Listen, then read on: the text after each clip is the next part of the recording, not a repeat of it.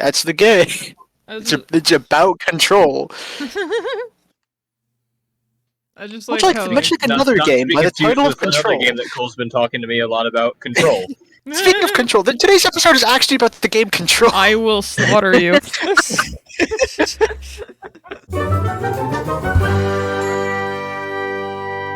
Happy New Year's! Do you like murder? No. What if what you're murdering is a Nazi? This is about Wolfenstein.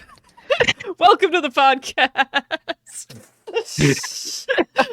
I'm Alina. I'm Peter. I'm Cole. Boy, oh boy, did you know that I don't like Nazi? Like any sane and reasonable person?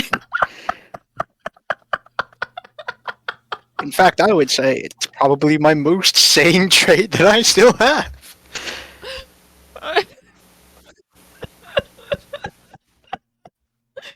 Oh my god. More specifically than just Wolfenstein, or more broadly, I guess, than just Wolfenstein, this episode is more about reboots than punching Nazis. Yes.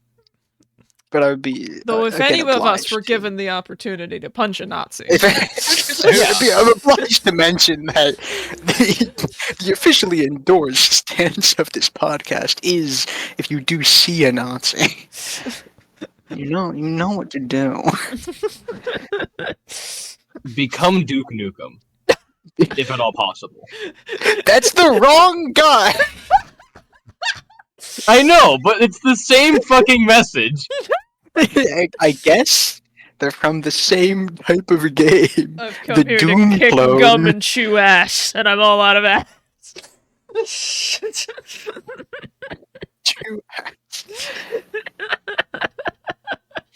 Yeah, I think There that are many ways in which Duke Nukem is better than Wolfenstein. Namely, the fact that there's the main character there's a way.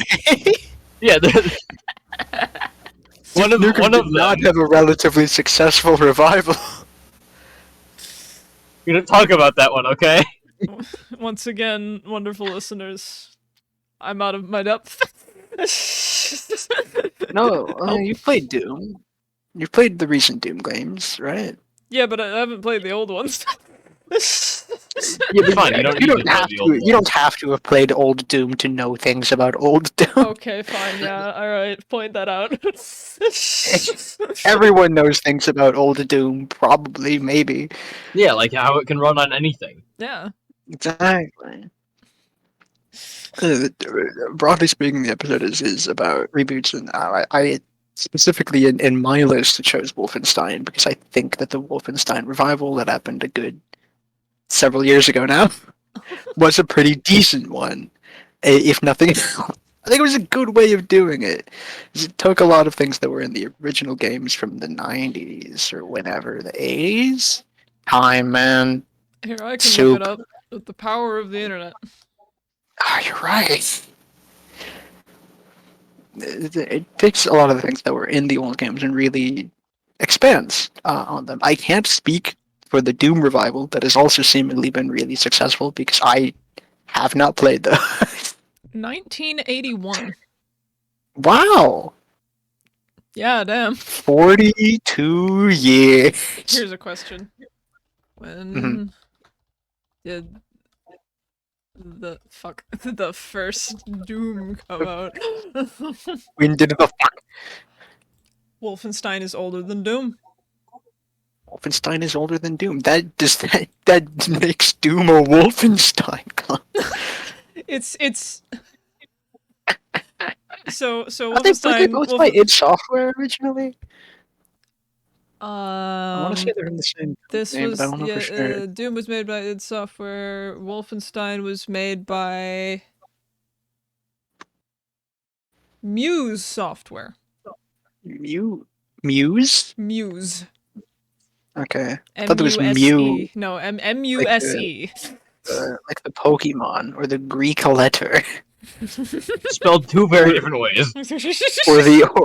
or the enemy in Chrono Trigger. I should put Chrono Trigger in my list. It was made for the Apple II home computer. Those aren't real.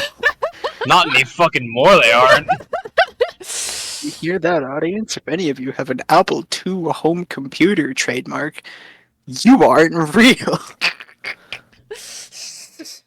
But yeah, the original Doom came out in 1993. December 10th, 1993. Wow. It's like over a decade after Wolfenstein. Wow.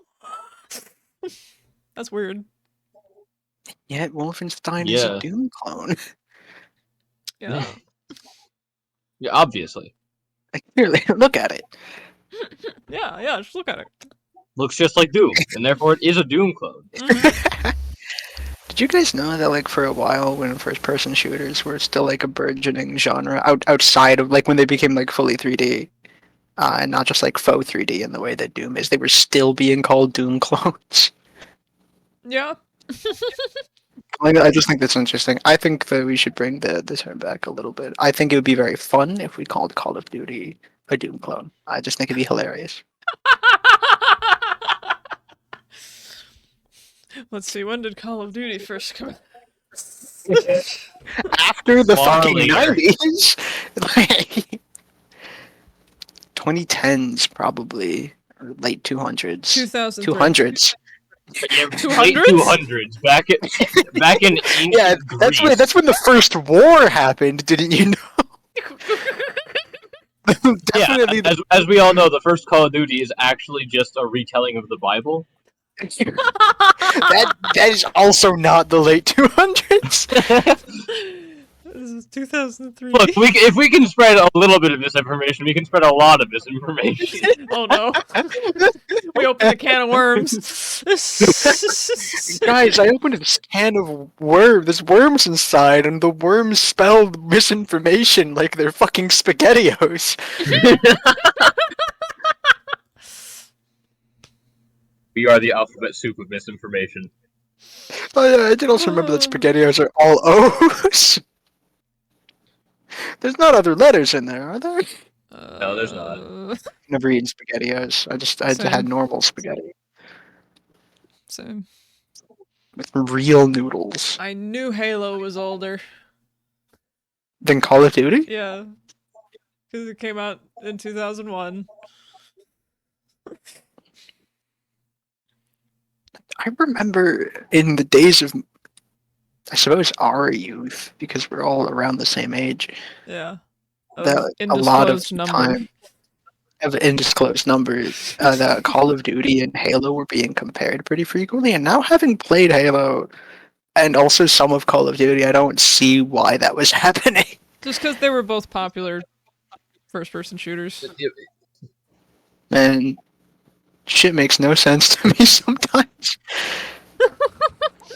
So I just hallucinated a bug on the wall. Oh. Sorry. I have to calm down. They're coming for you. There's a dent in my wall from when I dropped something. Oh. When I was setting up a shelf in here, and I kind of dropped the shelf.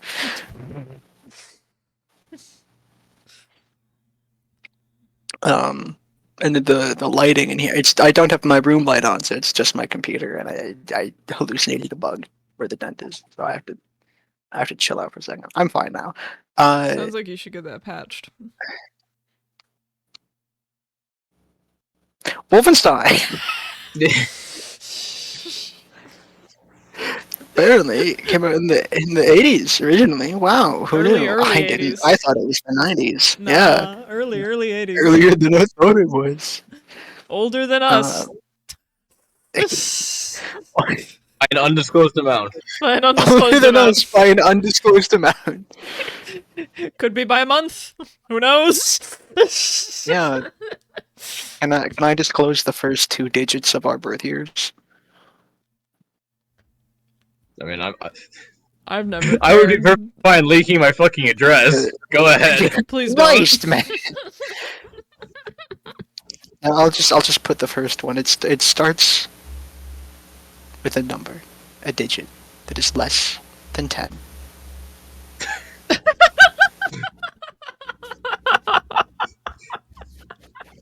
And just like that, they know exactly who we are. We've been using. Yeah, we've been using our real names. Yeah. Say, theoretically, people who know us already know us. Yes. I don't think there's How anyone profound that of you. I know. There's no one I actively know who I like haven't really told these things to already. So I'm not actually. Doesn't really matter to me.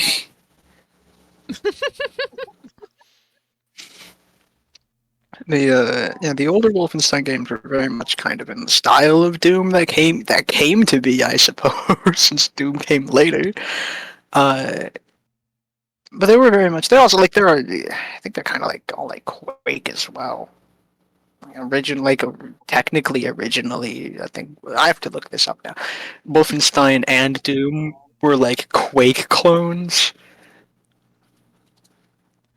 I think that is true. I have no idea. I'm looking it up right now. No, first Quake came out in 1996. Ooh. Really? Yeah. Wolfenstein predates these things? Yes.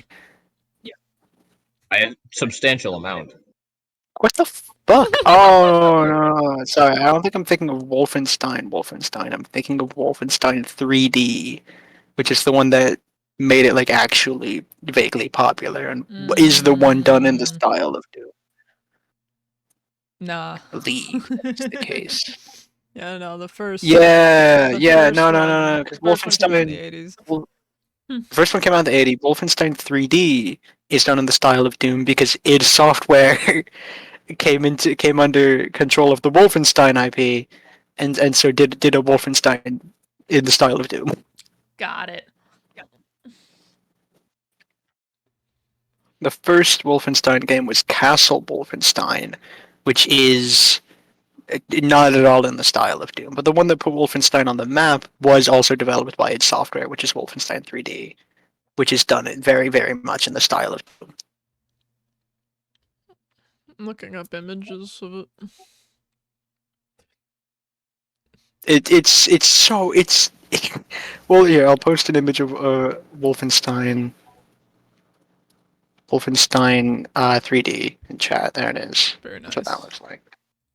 And then Castle Wolfenstein, the original, the first game, looks like this. You can see the player character in green. Yeah, That's so Wolfenstein was a fucking Castlevania clone. I'm looking up when I think this Castlevania is was made. still. I was gonna say I think this is before Castlevania, and also this I don't think plays like Castlevania at all. It is a maze essentially. I think the easiest thing I could compare it to would be the earliest Metal Gear games. It's tangentially similar. That's a lot of dates. I just want the first one. 1986. Predates it. Of Castlevania. Good luck. There are so many. I got it. It's 1986. It's the first one. So.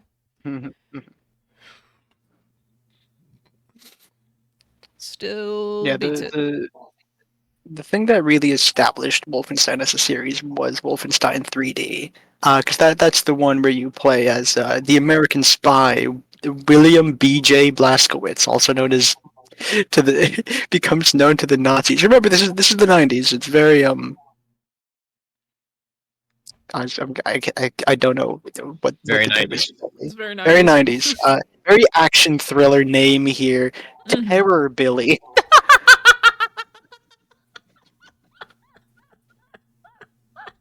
Terror Billy. Terror Billy. Terror Billy. Oh my god. Love it. Obviously in in the continued in a lot of the information about it, the games he's just referred to as Blaskowitz, which is also what I'll be calling him because I don't want to. I don't want to be calling him fucking Billy the whole time. What? What's wrong with Billy? What's wrong with calling him Terror Billy? It's a little silly, which I'm fine with. It's just I don't know. I don't. What you gonna be talking about? I'm gonna be talking about the fucking Nazis. I don't want. I want to include the We're talking phrase about a video Terror game Billy. where you kill a comically large That's amount true. of Nazis. You kill a comically large number of Nazis, and there is a degree of kind of action movie silliness to it, and even the game is from the revival from 2016 to 2019, I believe. I know the last one that came out in 2019. No, 2014. Apologies to 2019. From the New Order to Young Blood Gotcha. is essentially when they yeah. Very nice, very nice.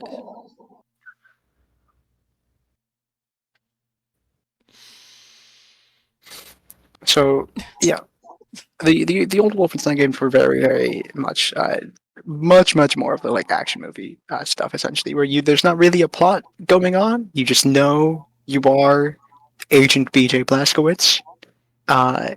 You're here to kill Nazis, Yep. and you do that, and that's the game. And if you get that concept confused, go to a therapist. I was gonna say I don't know how you would manage to do that. Genuinely impressive, and also maybe do seek psychological help.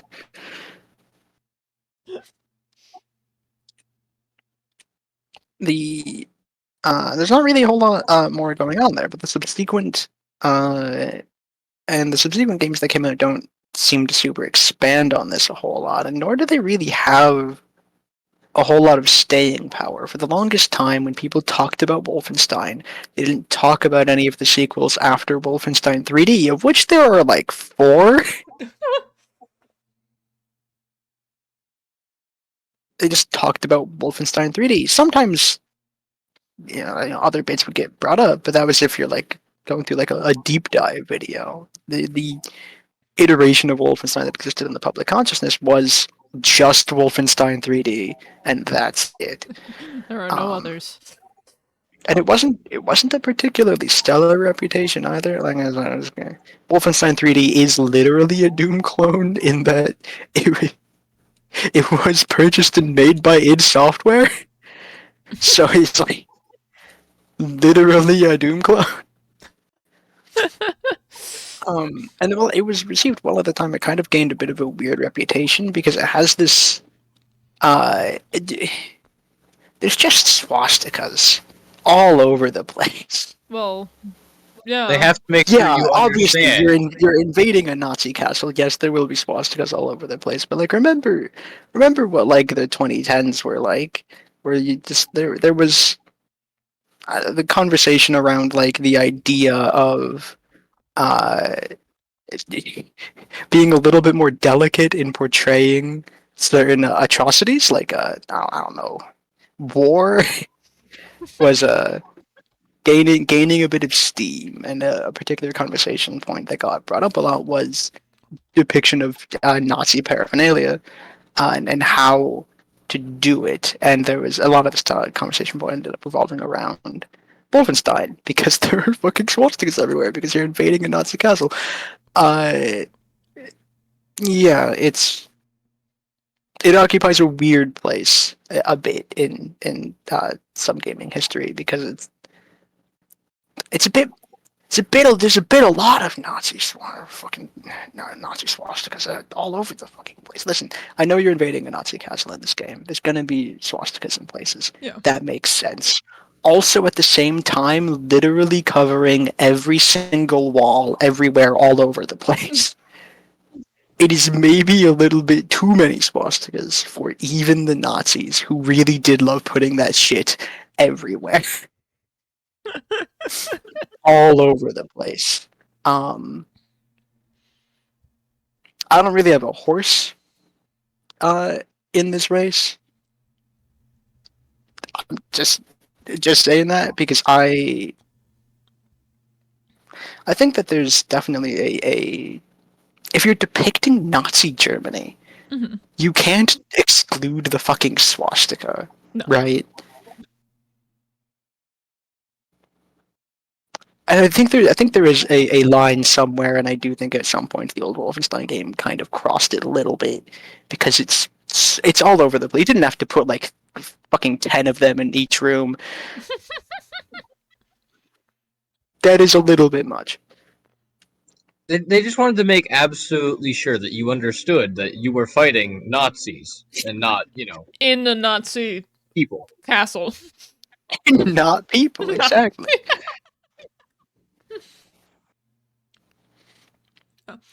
I do know that I think they're the game was banned in Germany. yeah. Well, Germany has a lot of Germany has a lot of regulations about exactly how to depict Nazi shit. Uh, for reasons that one can only imagine. Oh man, yeah. Could never figure that out. Oh, Jesus Christ! It will forever remain a mystery. We'll never know why. Yeah, I would have to guess off the top of my head it would probably banned in Germany because of the so many swastikas. Yeah.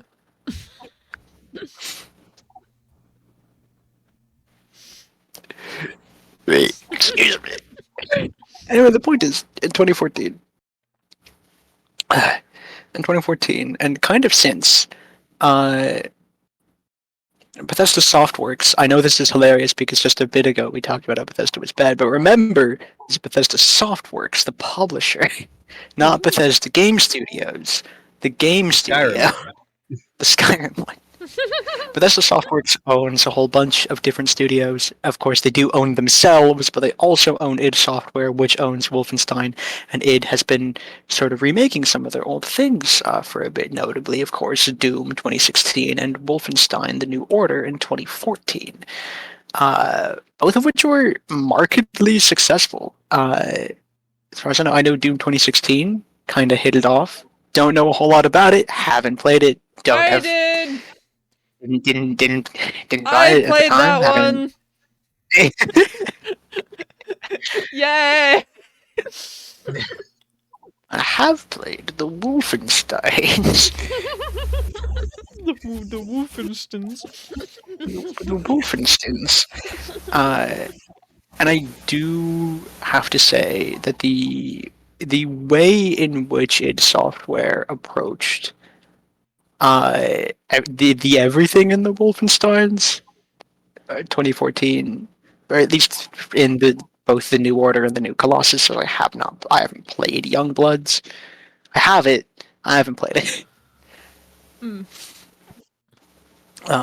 So I don't know a whole lot about Youngblood other than the fact that you play as one of Blazkowicz's twin daughters. What? That's all I know about the game. I know nothing else about it. But because he dies in the New Order, he's kind of okay. So the events, he doesn't die in the New Order. Sorry, he dies in the New Colossus, which is the sequel to the New Order. It kind of goes like this, right? In a Wolfenstein: The New Order, B.J. Blazkowicz is still an American spy who was going into Germany to essentially try and kill Hitler, but he failed. See, because the new Wolfenstein series takes place in a world where the Nazis won. I totally didn't see that coming. I know, right? And the only repercussion of this is the fact that swastikas are now plastered fucking everywhere. That is one of the repercussions of this, actually. Yes, believe it or not, there are fucking swastikas everywhere. The thing is, with the new ones, they I think approached the concepts of fascism and Nazism in a much. I'm kind In a much more boring way, according to Cole. No, I'm just. I'm tired all the time. Why? It's a much more engaging way, if anything, because it's actually like dealing with fascism as an ideology instead of just being like, here are the Nazis, go kill the Nazis. It's like, here are the Nazis, and also, in case for some reason you're on the fence about this, here's why Nazis are bad.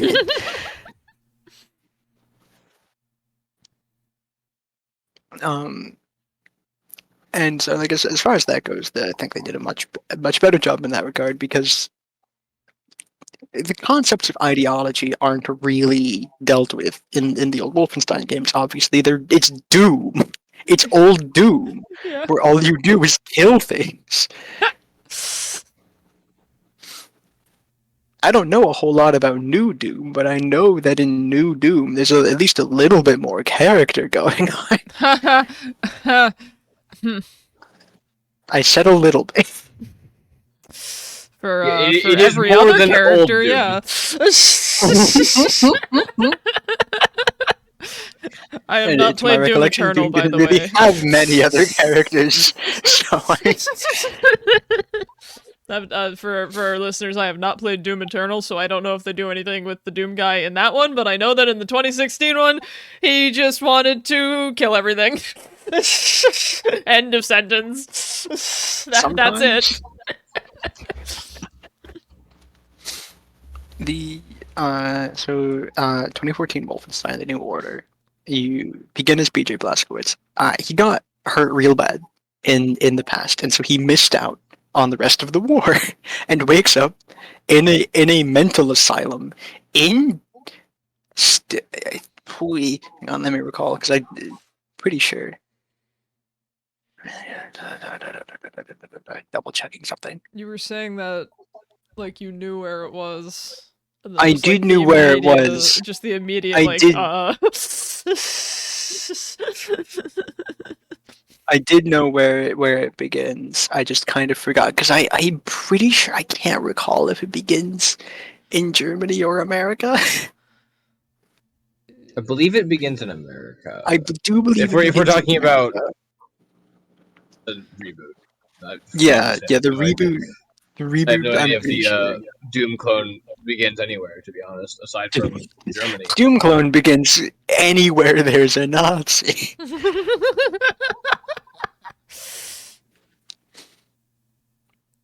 I do. Yeah, 2014 one begins in an America that has been conquered by Germany, and BJ Blazkowicz is waking up in a mental asylum after getting hurt real bad in one of his deployments, and he is not doing so well for a long time, and he kind of comes to a more coherent form of consciousness after a long time of not being really conscious at all. He's essentially coming out of a coma, and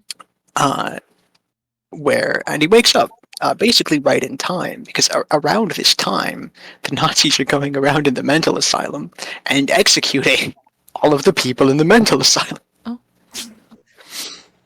You're just in time. Die. So, BJ Blazkowicz manages to escape along with the nurse that was taking care of him, whose name I forget right now. Anya, that's her name. Sorry, it took a second. First name Anya, last name Nurse. Last name Nurse. No, she does have a last name, I just don't remember it. It's Nurse.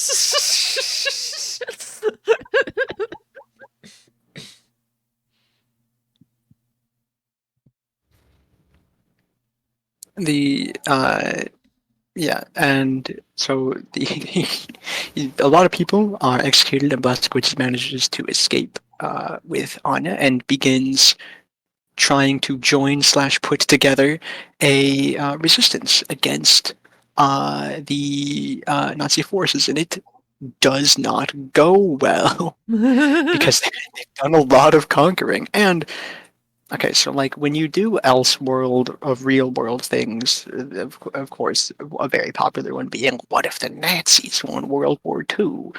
Uh, there's a few ways in which these kind of Elseworld scenarios tend to get set up. There's like the Nazis won because they stumbled across like advanced technology that gave them an edge, and this is one of those. But I do want to briefly like talk about like the other type, which is that like the Allied forces just made like different strategic blunders, and that cost them the shit. And then there's the third one where it's like the Nazis gained like freaky mystical powers, and uh, Wolfenstein: The New Order is actually a mix between advanced technology and freaky mystic powers, because they have technology, advanced technology that is powered by freaky mystic powers. Essentially, if it's sacred geometry, I'm pretty sure. Ah, Which I'm not gonna. It's a whole concept I'm not gonna talk about because okay. it's a philosophy thing. Uh, but it's that's how they won. That's how they got the edge in the war, and that's how they managed to bring into fruition this horrific Elseworld scenario. Uh, so it's kind of hard, as you would imagine, to kind of mount a resistance against that, especially when you're deep in enemy territory. Because here's the thing, right? This is one of, I would say, the most chilling scenes early in the game is when it's shortly after Blazkowicz has escaped, and he has kind of shook the authorities, and he manages to he steals some clothes, and now that he looks mostly just like some guy instead of a mental asylum patient, he can just wander around the city. And here's the thing about Blazkowicz: he's just a white guy, right? Mhm. So he's able to just walk around and no one accosts him. And it's this, I was gonna say subtly horrifying, but honestly, to most people with any wrench of a soul, it should be a lot more than subtly horrifying. Uh, bit where he's walking through town, and the game is set in first person because you're playing as Blazkowicz, so ostensibly you are walking through town, and Because it's a first-person shooter. it's first person shooter, and you're walking through this town, and it's classic old Americana town, right? With the exception of some facts that should be readily apparent of that is that it's just white people everywhere, Mm-hmm. which is a little bit odd. Yeah.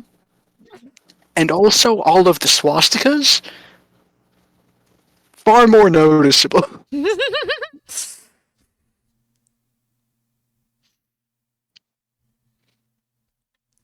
So yeah. They're all dead. All dead.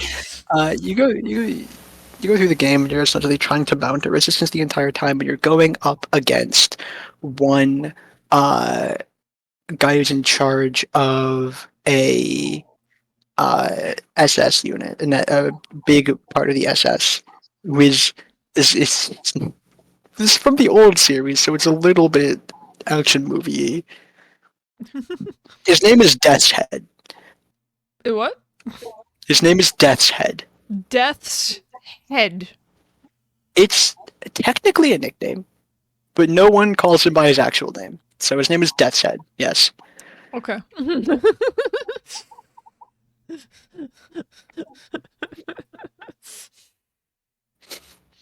Like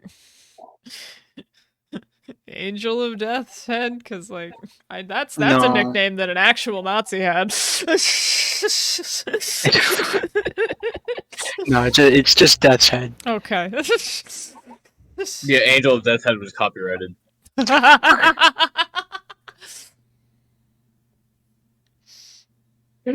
How fucked would that be? Very, extremely.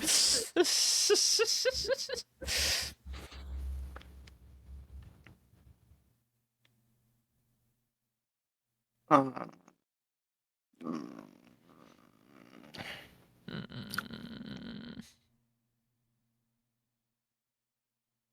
you go through a whole bunch of the game, and you're trying to join that put together a resistance of some kind, and it.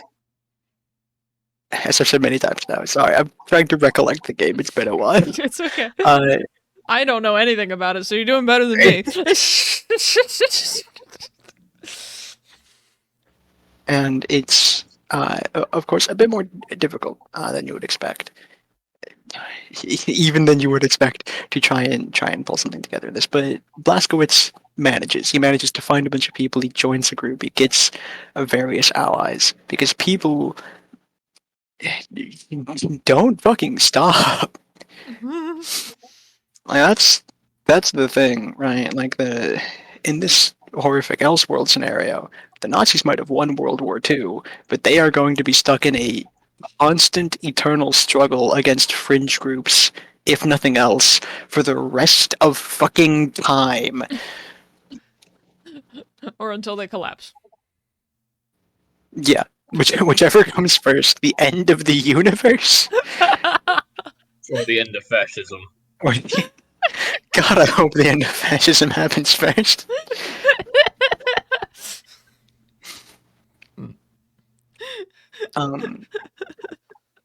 There's a really poignant moment that happens, and I forget if it's in the first game or the second game because they honestly blend together for me a bit. Where at some point in time, Blazkowicz is talking with an older Jewish man, and it's a very somber moment for BJ because BJ is very much he's a big old Boy Scout to an extent. He fully believes that the country that he served would had never willingly given in to the Nazis' attack, which is canonically in the lore of this world what happened. Like America just fully surrendered, and he was in a vegetative state while that happened, and he does not believe that that's what happened. And he's kind of coming to terms with the fact that he is in a position where he, if he were not in a vegetative state, would not have really taken any of the brunt of the Nazi occupation. Like he's chosen to do the right thing, but he very easily could not have, because he's just a guy. If anything, the system that the Nazis are trying to build benefits him. And there are no external markers that really would make them target him. Ideological ones, yes, but if he was willing to forsake his ideology, Or at least hide it. or at least hide it, he could live fine and more than comfortably. There's a really poignant point where he's talking with an older Jewish man, and the man says to him that I'm glad you are fighting with us, but you have not borne the brunt of this. And you will never have borne the brunt of this. Like, you've chosen to do the right thing, and I'm glad for that. And also at the same time, I want you to recognize that this is an old system, right? That the things that the Nazis are doing in this world is just the perpetuation of things that were already happening, and that you didn't see that because it wasn't affecting you. Mm.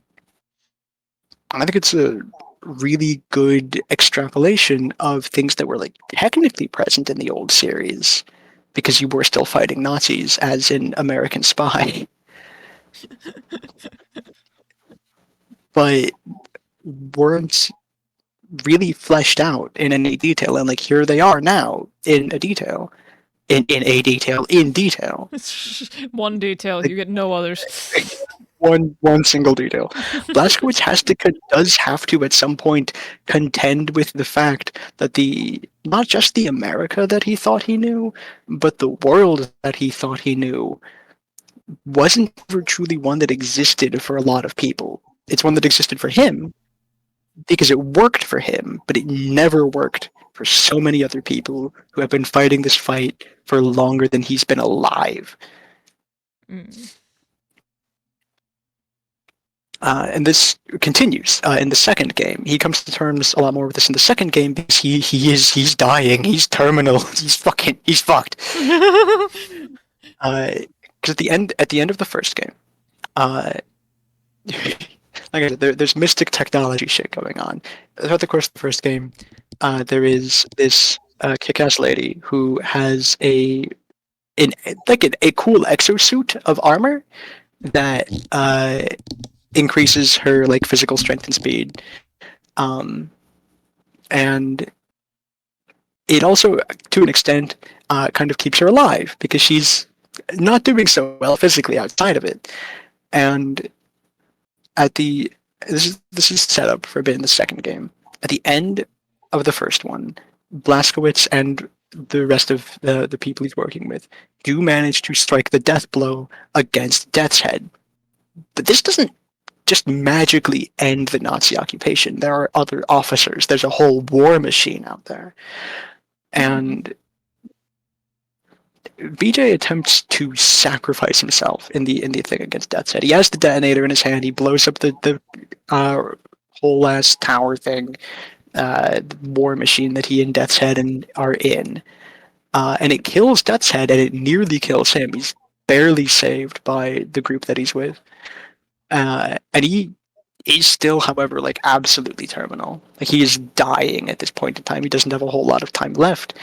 And while they are escaping in a stolen high-tech U-boat, and at one point are at the start of the second game nearly recaptured, and the entire opening bit of the second game, like the first half of the prologue, is you playing as BJ still in a wheelchair, going around, killing the attackers on the U-boat that you have stolen, on your stolen U-boat. This is actually, I think, a fairly well done sequence. It's not common in games for people to get wheelchairs even remotely done well, and it's not perfect. It's an action game. It's done better than most though, because the struggle of like trying to move around in a wheelchair and also accomplish other things is like actually depicted here. There's a bunch of stuff you can't access because Blazkowicz cannot stand right now. There's you can't go upstairs. Of course, you can go downstairs, but there are several times, like the first time he tries to go downstairs and he falls out of the wheelchair and crawls back into it. like it does a fairly decent job depicting like he can't really do a whole lot at the moment, and also he's really fucked up. And then you manage to get onto the fucking airship that has a magnet locked your stolen U-boat in place. And like you are captured and brought there to be executed. Damn. But thankfully, a diversion happens, but not before the cool old lady dies. And she, with her dying breath, asks you to take her suit of armor, essentially. And that enables Blazkowicz to move and it extends his life. But he's still, like, terminally wounded. Like, he's inevitably dying. Like, yeah, the suit is augmenting his liver, but there's only so much it can do. Whatever you do, don't drink too much alcohol. There's a whole bunch of like various Fallout bits that the small resistance that he joined is dealing with now, and the course of the game sees you trying to put together a larger movement to like properly, essentially continue a war. Like a full-scale war, not the covert war that's been going on the entire time. and it basically works to an extent, not super well, but Good enough. good enough.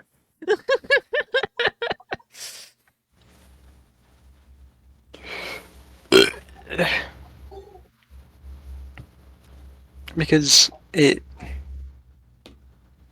he meets a lot of people across the world, because the second game takes place. Your home base is that stolen U-boat now, so you can go a lot more places than you could originally. Um, and you're recruiting a whole bunch of people from scattered resistance groups across the world, and the goal is to put a bigger thing together to oppose the fucking Nazis. I was about to say, who else are we opposing here? I thought it was pretty cut and dry. Right. Santa. Santa. He knows what he did.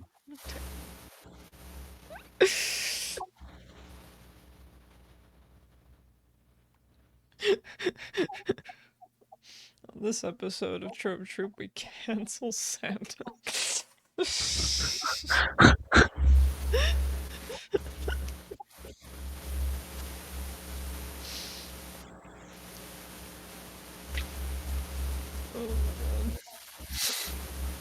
One of the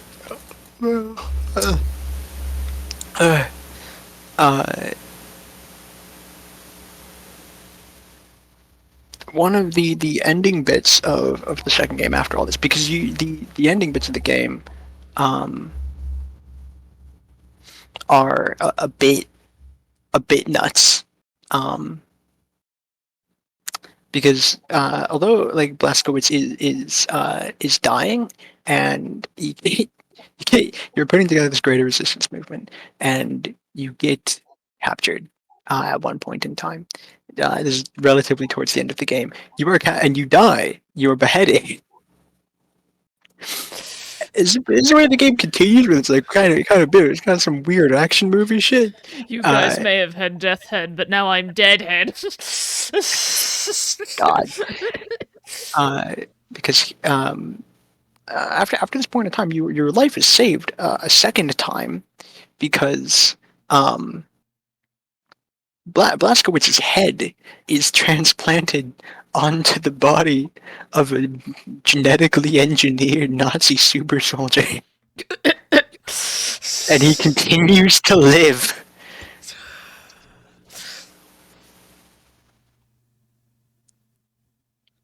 Killing our main character? Nah.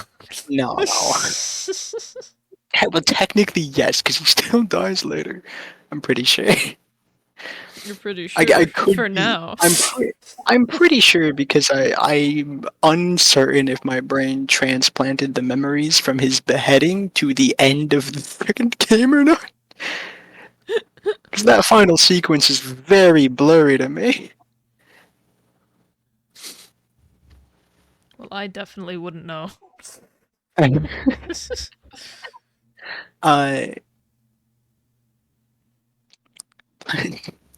After this, Blazkowicz does a whole bunch of essentially it's a whole bunch of more infiltration, because remember, he looks like a super normal white guy, so he can just go places. Oh, heck yeah.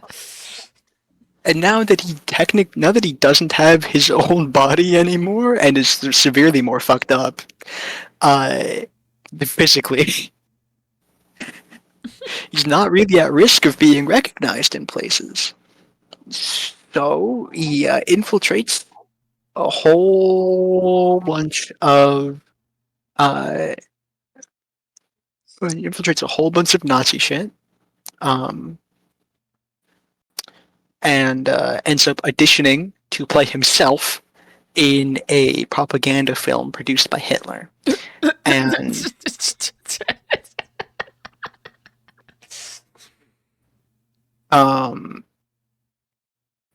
he ends up assassinating Engels, while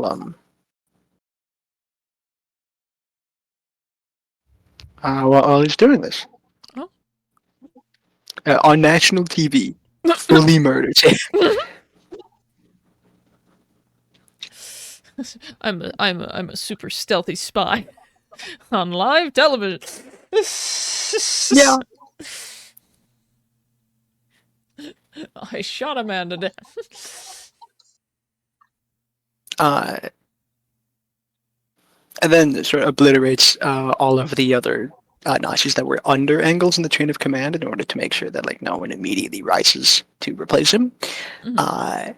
And then the revolution continues, or at least begins at that point onwards in America. And I do not know what happens after that point in time because I did not play Youngblood, which is the sequel. Got it. Sequel to the sequel. Sequel to the sequel. Yeah, it's the third game. Threequel. Threequel. Yeah, actually, that is the term, isn't it? It is? It is. That's Yes. something people said. Peter, if something that people say that makes it the term that people use. Fair enough, I guess. And the point of this wandering ass recap from blurred memories from 3 years ago.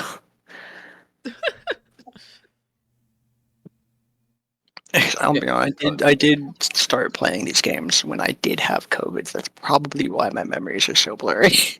That's valid. Is the point that I think one of the things that makes a good reboot, at least the thing that makes the Wolfenstein reboot really good, is you take the shit that was present in the original and you just expand on it a whole lot. In the original games, there's no commentary on the fact that like this is also probably because in the 90s America was a much less introspective nation than it is even now somehow. Oh, hold on a second. Holding on a second. Peter, it's been more than a second. What do we do? That's it, Cole. You're getting kicked from the podcast. You've been late too many times.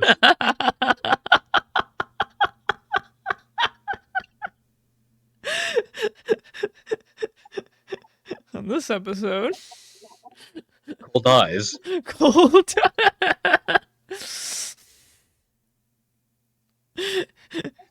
Being within the Trope Troupe means funny business, but the second Why? you leave... God, I didn't take my headphones off. Jesus.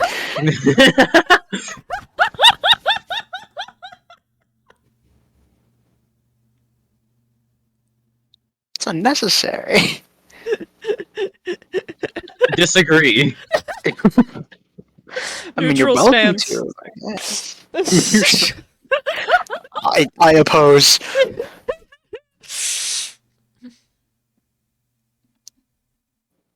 Somehow, despite having 3 people, we appear to have reached an impasse. Dang. I don't know, yeah, the original Wolfenstein series really lacked the any sort of commentary about fascism or Nazism specifically, or how those things operate, or how like P.J. Blazkowicz is not someone who's like the target of those things. I guess he's like the target demographic, but not like Not in the good way, or in the good way. This is a clunky analogy. This is a very clunky analogy. He would not be actively exterminated. Yeah. Very yeah. You know, as we all know, fascism is a Snake that eats itself. I don't want to call it Ouroboros because that just implies that it lasts forever. Yeah, well, I mean, it's kind of hard to fucking kill forever, unfortunately. What do you mean? If you just play Wolfenstein 3D enough times? Yeah, if you play Wolfenstein enough times, you kill every Nazi. Every Nazi you kill in Wolfenstein correlates to a still living real life Nazi.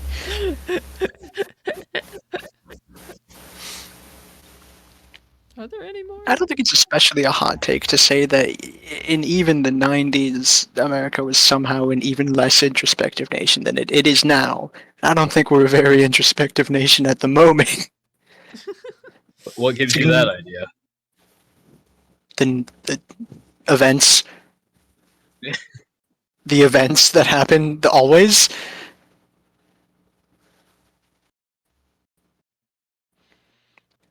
I think that's that's it. I feel like that's pretty clear.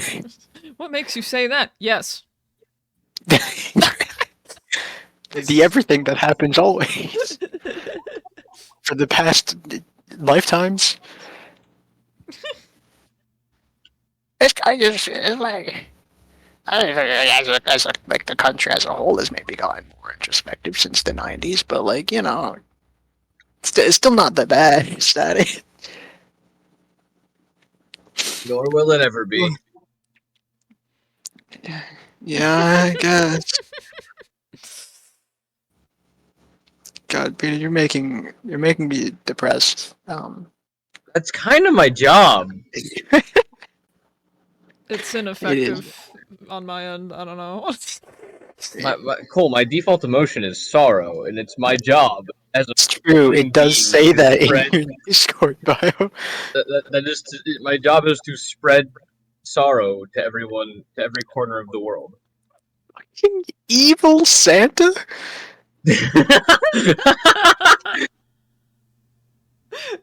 Ho ho ho, man! Do I have some just depressing shit to tell you?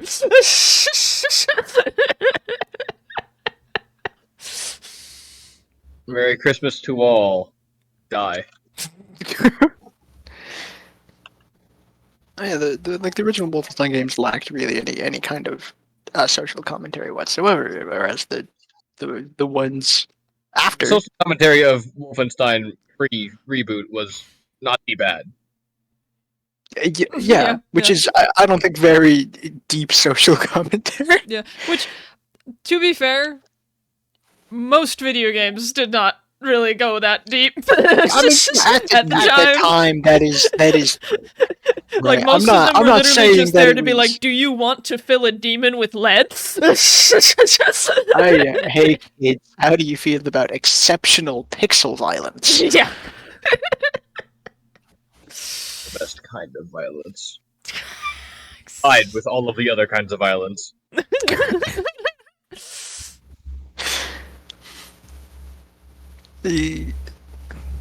Yeah, so I think one of the good ways to do a really, really good reboot is to, properly engage with some of the things that were present in the original but weren't ever really expanded on. Because Blazkowicz was always, like, yeah, he's Polish, like, hereditarily. Like, that wouldn't be an immediate death sentence. Yeah. Being Polish, unfortunately, still means you're white. Under most circumstances. Yeah, according to...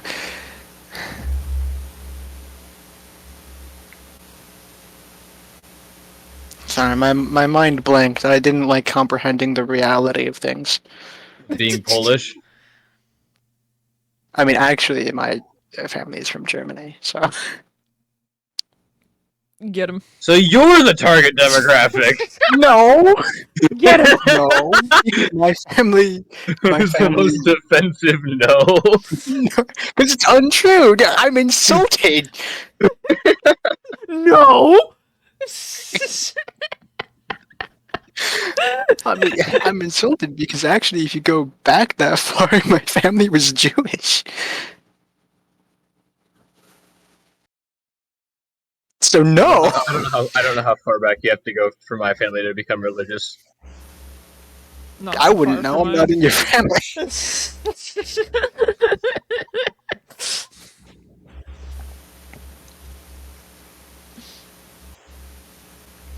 Anyway, target demographic aside. Christ. Reboot, go bird. Yeah. Started with a really heavy one because of all the Nazis. Yeah. Sorry about that.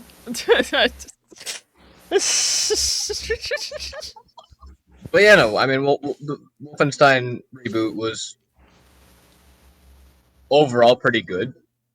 It's not a perfect game by any stretch, but No, I don't think it is perfect. I think there's okay mechanically, Wolfenstein Reboot. One of the things I don't like about it, there's a lot of stealth things in it because you're leading an active resistance with very little resources. Uh, and the thing is that the stealth system is just like kind of difficult to get used to if you're more familiar with other stealth systems. I don't know how to describe it exactly because the mechanics are just a little convoluted. Um, at least they are to me. I really like stealth games a lot. So I also like Wolfenstein Reboot quite a lot as well, and it might be in part because they have a lot of stealth in them. But I don't know. It's a little cumbersome to use. I ended up in more firefights than more stealth bits, and those firefights are quite difficult because you don't have a lot of resources. I managed though. Ultimately, I think that the Wolfenstein Reboot games are about perseverance, and I like that quite a lot. Fair.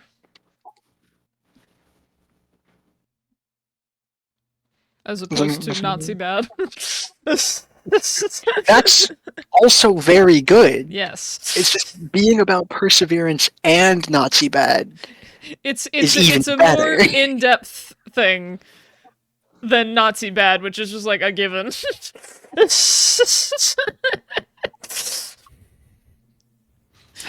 You would hope Nazi bad is a given. I have bad things to tell you about certain current affairs. The majority of people agree Nazi bad. Any reasonable person, yes. Yes. My last thread of rationality consistently goes into being against anything that even vaguely aligns with Nazi. Because then I know I'm probably doing the right thing. Yeah. Volkswagen Yeah, if you- Beetle, if you- get out of here. Volkswagen Beetle. if you boil it down to am I aligned with the Nazis in this one instance? No. Okay, I'm doing the right thing. Then I guess life is Life is what? life is simple. Okay, I didn't catch what you said after you got out as in life is. I thought Life you got is. murdered by Life- the Nazis. See, that was the end of a sentence. Life is. Period. Life is. Life is That is true. If you do that's go the real against moral of Wolfenstein the is real life moral, is. life is. I do think that is true though. If you go against, I'm gonna apply philosophical meaning to your words against your will. But life is because the Nazi point of view is that life isn't. given all the murder, all the Yeah, relentless. Yeah. I don't have a segue into any other kind of reboot, honestly. Don't because I worry, I had one on the brain. Or whatever Peter was gonna say. And it's one that at the very least Cole is also going to have something to say about. The upcoming Percy Jackson movie reboots. Oh, dear they're God. not movie reboots, you fucking. I knew you had something to say about it. The TV show that is an adaptation of the books. Yes. I don't have a whole lot to say about it right now. There's like 2 episodes out.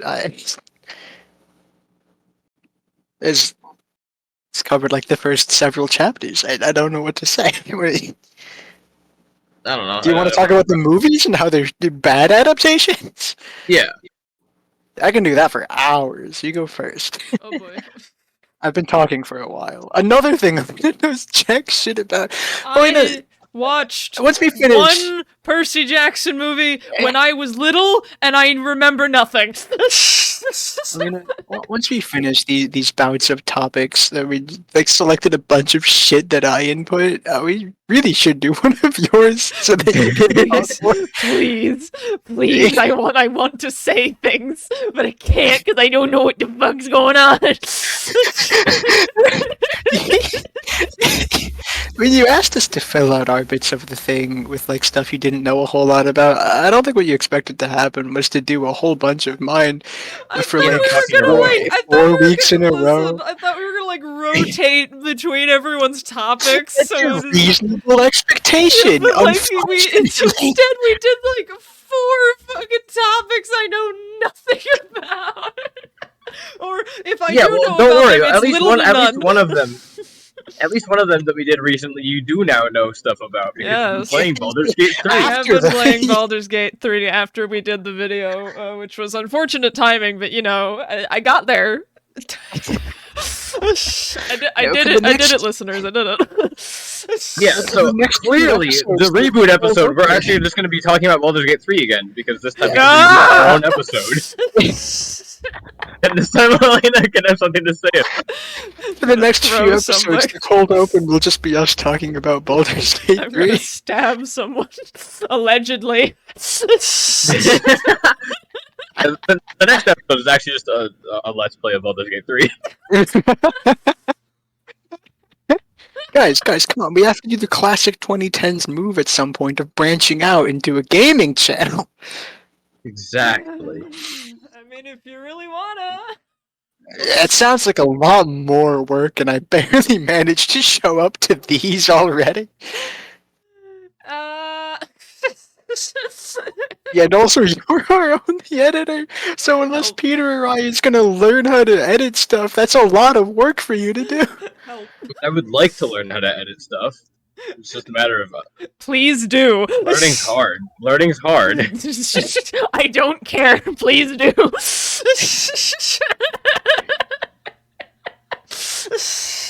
I'll try.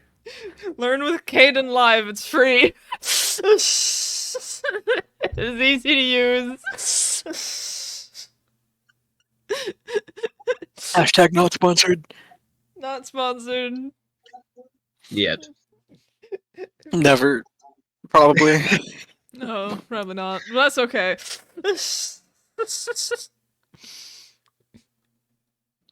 It's not about the money, it's about the clout, I guess.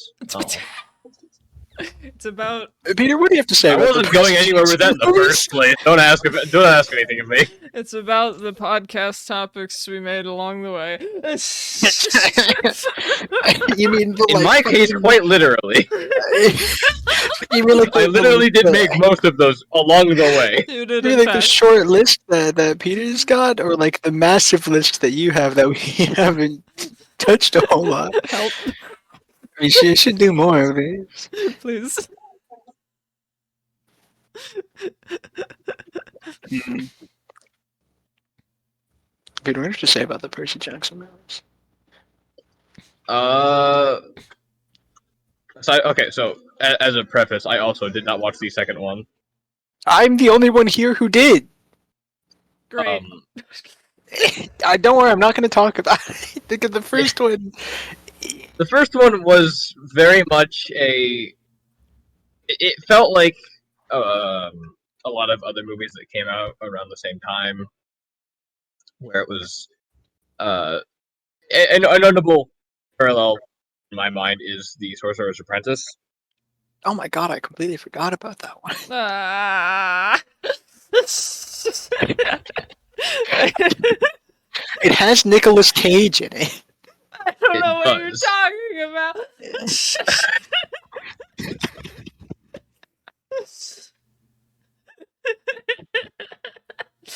I'm not going to apologize a second time, but I'm Yeah. still sorry. It's fine. It's fine.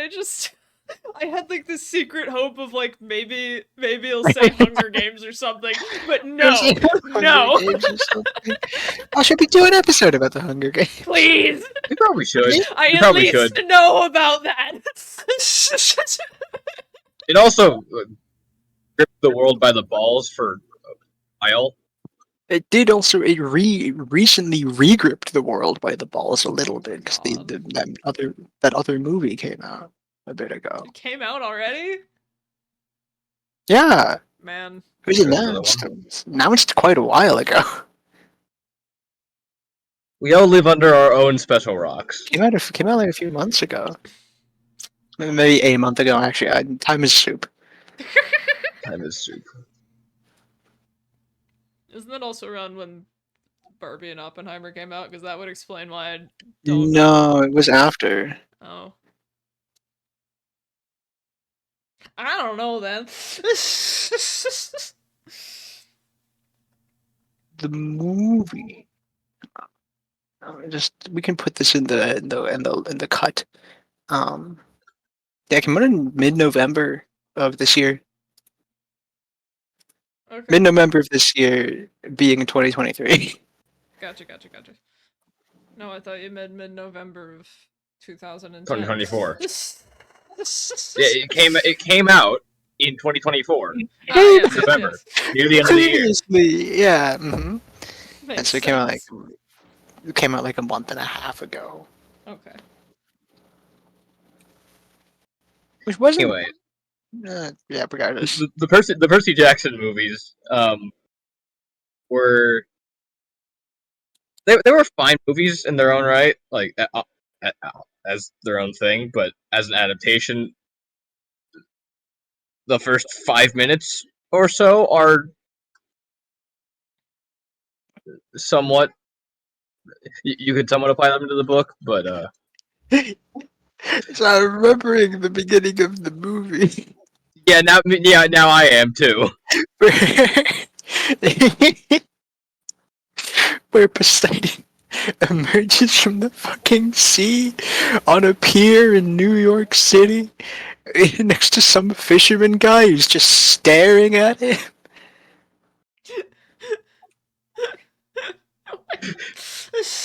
He just walks away. Ooh, mysterious. See, I forgot about that scene entirely. I was thinking more What of were the you thinking pool of? scene that lasts for Oh, really a long time, actually. Yeah, the pool scene where Percy's submerged in the pool for like Solid ever. 90 seconds of just him underwater. Having seen the first episode, this is just like a random comment that I was talking about the pool scene reminded me of it. The VFX of when Percy heals by the water, using the water in the camp in the capture the flag scene. That's Yeah. I like the SFX used in the movie better. One of the few things that's it. It's purely like a visual effect. I said SFX. That's sound effects. I meant VFX. The effects used. I like the effects used in the movies better. I think that's because they had movie budget and not TV show budget though. But okay, better than the TV show. Yeah, better than the TV show. Obviously, the fucking books don't have VFX, man. That's why I was confused. Because I've seen the first two episodes of the TV show. The third one came out a few days ago, but I keep forgetting to be awake to use the TV. Or honestly, access any media, because I've been accessing it in a totally legal way. Uh-huh. legally, we do not condone piracy. Illegally, do what you want. I can't stop any of you from doing a piracy. No. I can advise against it entirely because of the consequences. True. I do the advise. potential Yes, consequences. the potential consequences are unpleasant. Yes. Potential and very unlikely consequences.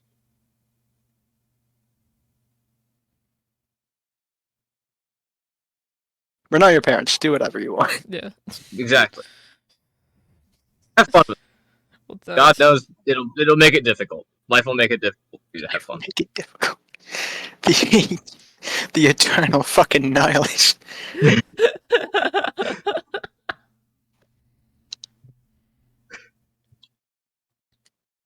Yeah, the Percy Jackson movies were bad adaptations because first of all, they take place in like high school, and in the current fucking books, Percy is only now going to college. One of The things, first book takes place when he is fucking 12. yeah, the timeline of events in the books is fucking wacky as hell. But I think he's technically 17, but I refuse to believe that he's not at least 19 years old right now. Yeah. The recent books seem to all allegedly take place within the span of like 6 months. But It's just impossible. yeah, that makes no fucking sense.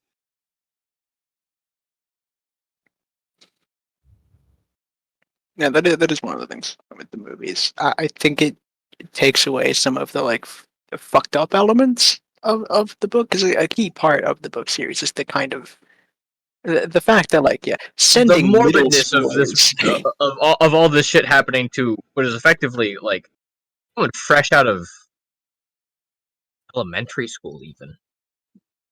He's literally in the middle of middle school. Well, okay, fine. I guess just because I was. Wait, hold on. No, never mind. I You were gotta. not fresh out of elementary school when you were 12. Look. I'm confusing a lot of numbers in my head. Okay, disregard what I said. It makes no sense. Typically, from my recollection, people are entering middle school when they're. Oh, you might be right. It's like 10, 11, 12, depending on people's birthdays, is when they go into middle school. And then they Close go to into the high system. school. Yeah, and then they go into high school around like 14, 15. Yeah. Regardless, this child did not have a very good time in the books. No. And changing the. No, yeah, you keep talking. I've said a lot of words right now. Okay, another thing that the movies did not adapt seemingly at all was the humor aspect of the books. I can't remember off the top of my head if that is the case or not, but I feel like a very important part of a lot of the characters' personalities shine in the haha funny bits.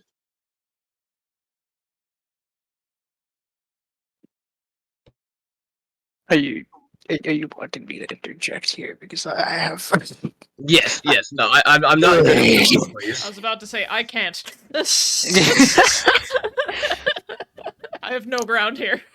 Because you are technically a little bit correct. A key part of the Percy Jackson and the Olympians book series is the fact that there's a lot of tragic elements to it, because this is a goddamn child being put through all of these events. And none of them would be easy for even an adult to mentally and emotionally deal with. And you have this.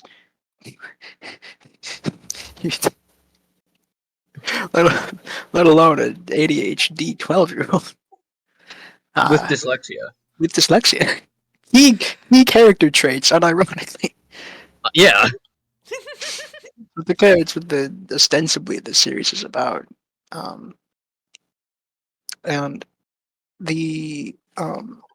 you're kind of right in them also, the various characters in it, finding bits of humor and joy regardless, in spite of all of the horrific shit they're dealing with, is kind of a really important aspect of things. And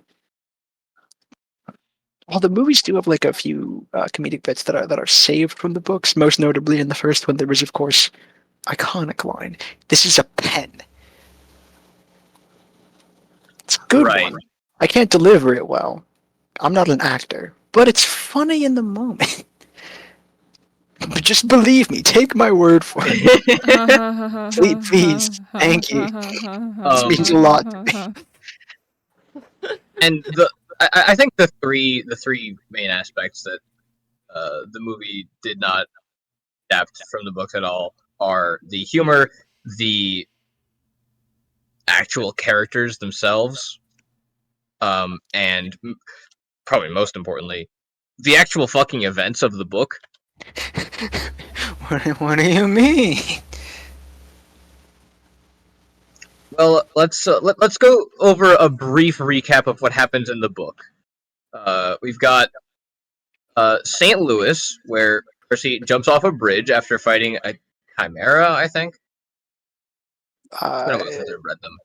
Yeah, I'm pretty I sure it's think like, that's I what was gonna happened. say Manticore, but that happens later in the series. I'm pretty sure you're right. It's a chimera.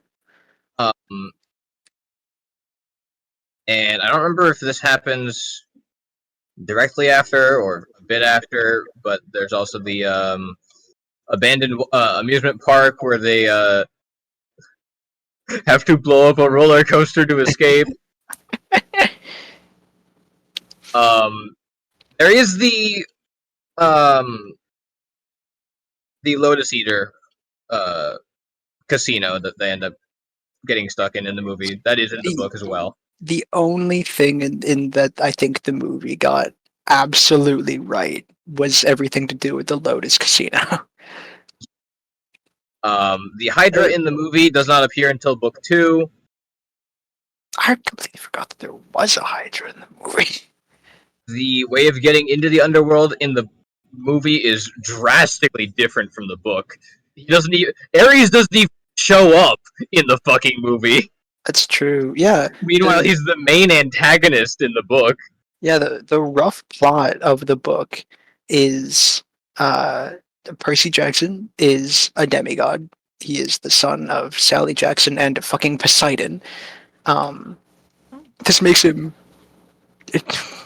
a bit of an outcast even among other demigods because the big three of the Greek pantheon, Zeus, Poseidon, and Hades, all agreed to not have kids because their kids were like way too fucking strong. So they're like, hey, we should stop doing this. However, they're all mega horny all the time, and so they all break the deal at various points.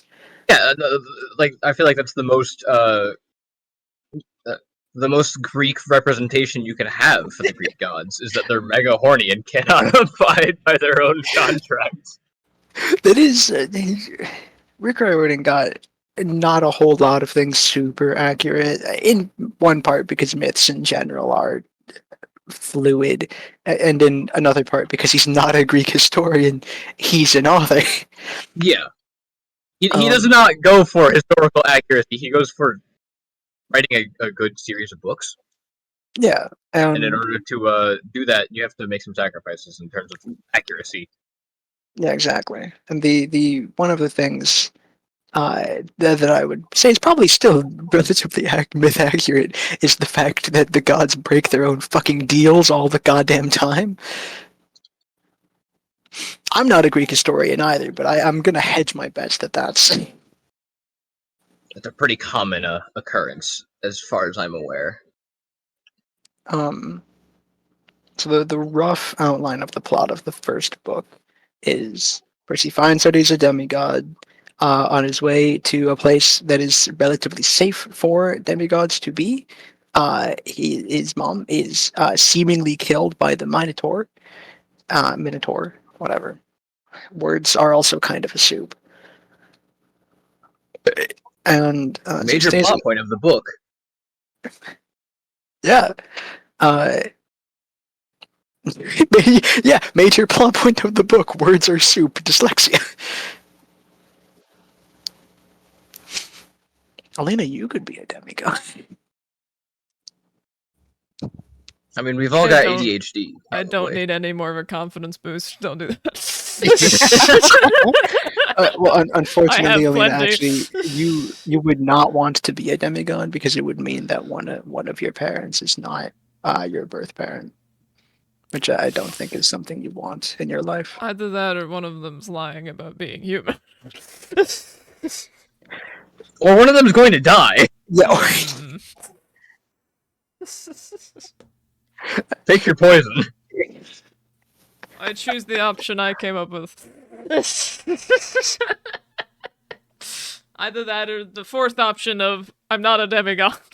You just happen to have ADHD and dyslexia. I don't.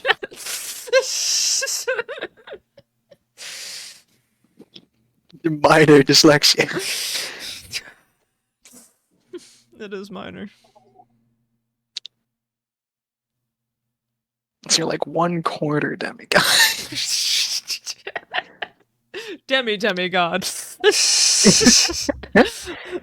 The less god you have in your system, the more demis you just add on to this on the beginning.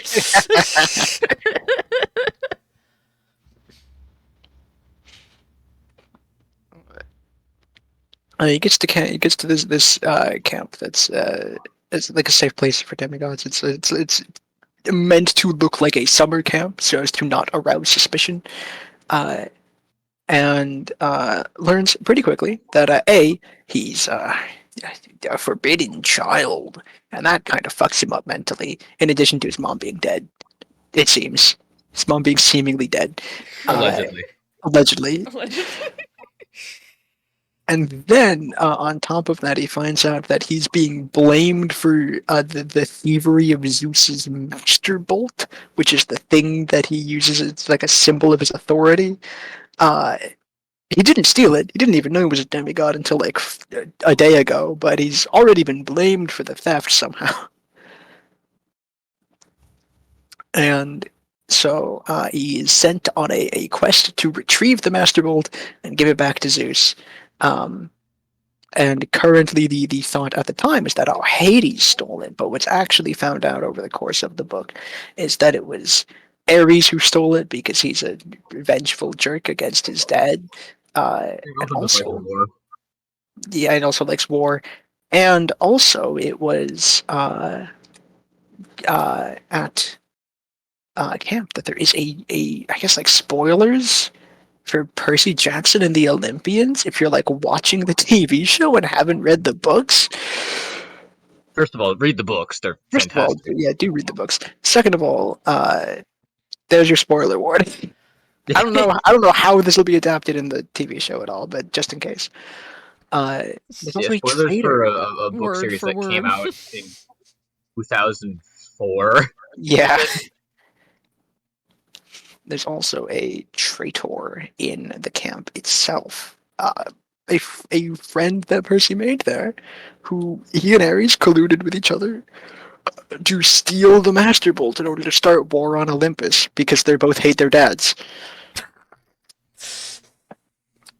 Very much boiling down character motivations to their like barest essentials here. Dad Yeah. issues.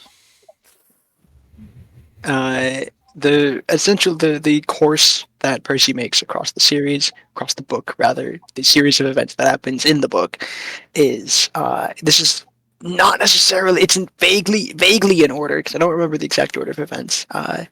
He fights Medusa, fights the Chimera in the St. Louis Arch and jumps off the arch and into the river. Oh, I forgot Medusa's also in the movie and book. Medusa is in the movie. She's in both the movie and the book. That's the only other bit that they actually adapted. That and the Lotus Casino scene. That's it, really. Yeah, but I feel like Medusa was also kind of just not done particularly well in the movie, but that's No, not at all. That's beside the point. He fights and kills Medusa, and then he also fights a Chimera, jumps into the river to get away from it because he's fighting it in the like arch, the elevator touristy bit of it. I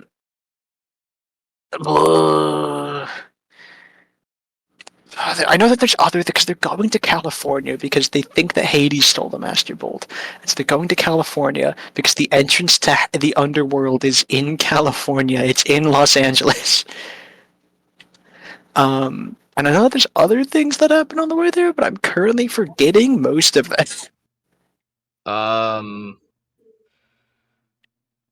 Yeah, me too. I've also not read the book series in a while. Yeah, it has been not quite like a decade for me, but Yeah, it's been around that. It's been around that for me too. The what else occurs? There's a few other events that occurs. They're traveling across the states. They can't fly. They can't use a plane because Zeus hates Percy. And so if they try to use a plane, he will shoot them down with lightning.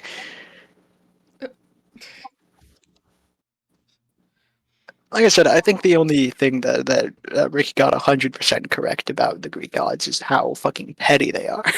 Absolutely. That's valid. Um, they do get to the underworld. I believe they enter the underworld through the back end of through like there's a door hidden in the Hollywood side. And that's after they do the Lotus Casino where they are trapped for a bit. And they lose a bunch of time in like the 1 week that they have. They manage to enter the underworld. They bribe Charon, the passage man, and they get to the underworld, and they do some bartering with Zeus. And it's some sort of at this point in time that I forgot. I completely forgot one of the things that you fucking mentioned, Peter, which is the whole amusement park scene. God, yeah, there's the amusement park scene. That's what happens in the middle. I thought you skipped over that because I'd already mentioned it. But that's fair. That's the part that I was forgetting, though. That's what happens in between all of this. Because he does end up meeting Ares in person there. Yeah, that's where he meets Ares in person, and Ares is kind of like, hey, so listen, right? I'll give you this backpack full of goodies if you go into this amusement park and essentially set off a trap that Hephaestus left for me. Just do that. That's it.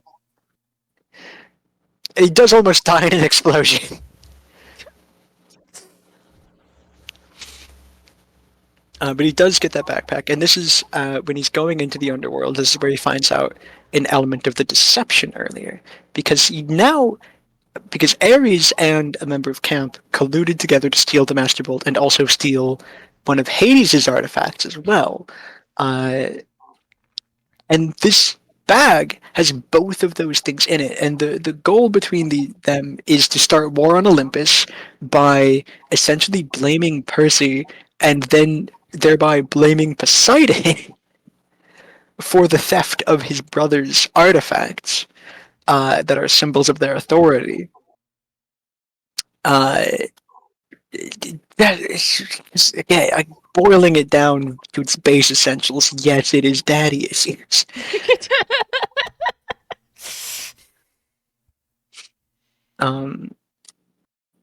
And this is the point in which Percy starts putting that together, because he finds out that the backpack that Ares gave him does have the helm that is Hades' symbol of authority, as well as the Master Bolt in it. And he's like, this makes no sense. I swear Ares gave it to me. Here you go, Hades.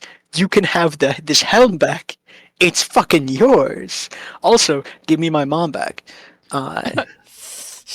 Because Percy's mom didn't die, but she was close to death, and since she was close to dying, Hades was able to personally yoink her.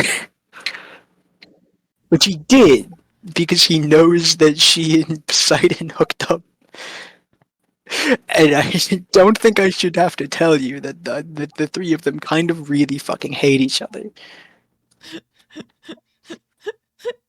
Just imagine I feel like her... you maybe got that gist at this point. I just imagine her in like a hospital bed. Like the doctor's like, you're really close to death, but like I think you're gonna make it out of this one. Walks out, Hades walks in immediately after. Hey! She's in the middle of being crushed to death by the Minotaur and then vanishes into smoke. Is what happened, and like Percy's new to all this magical business, so he fully believes that she's dead. Mm.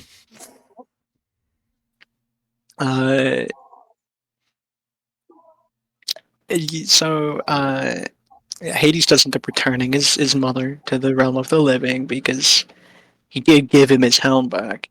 And she's also not dead.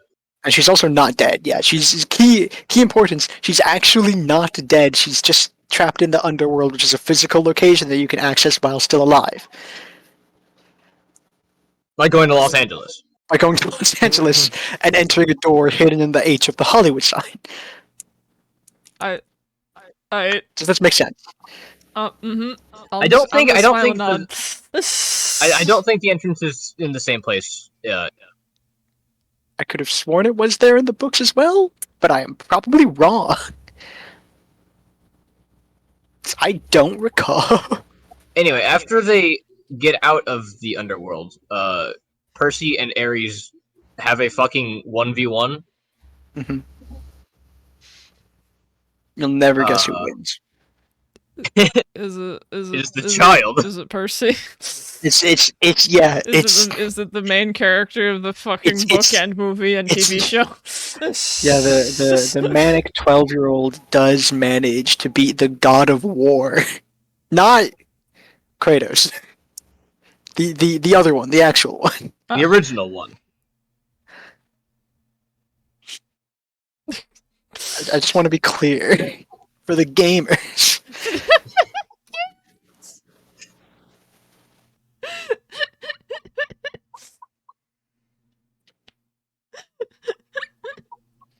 And then after the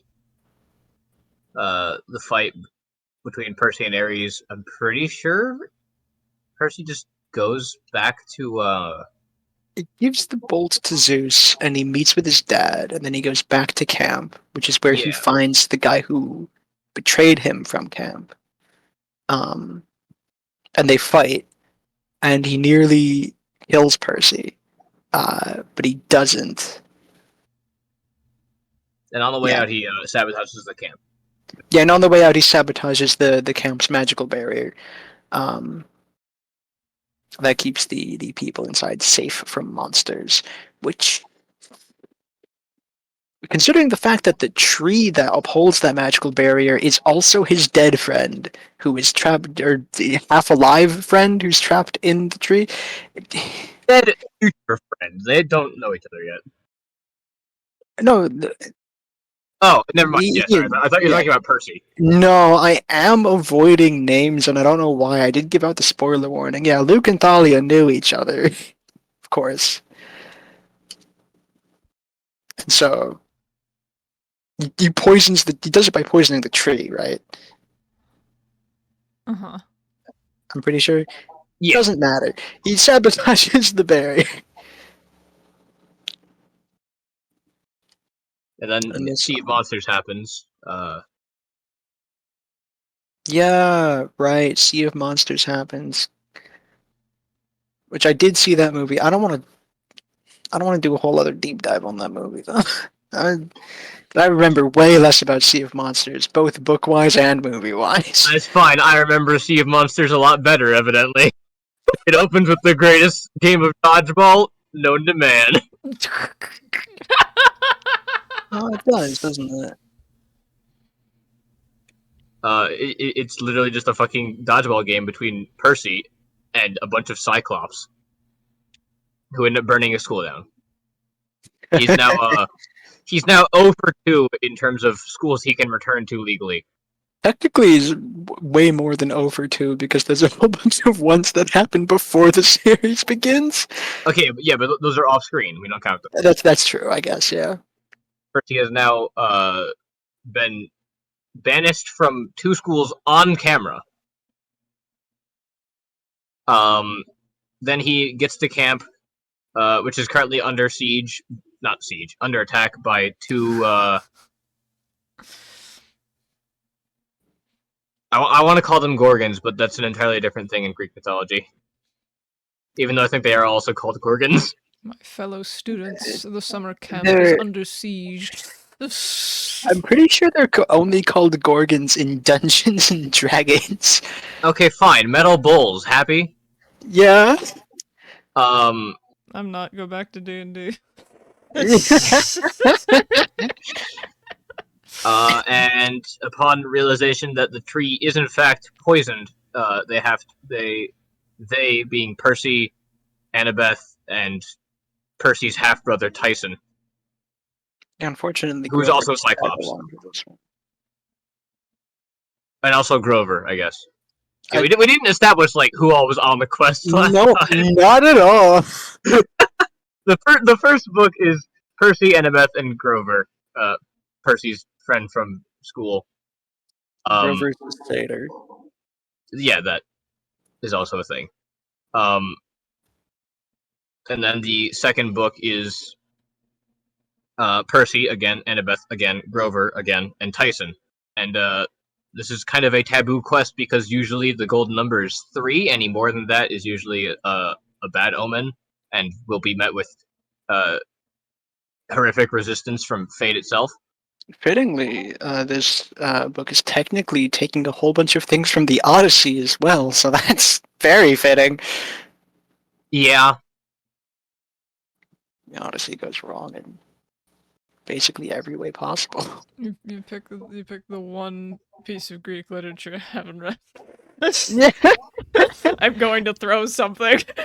I am grasping for straws. Sorry. We picked the one. I think you mean Rick Riordan picked the... Ah!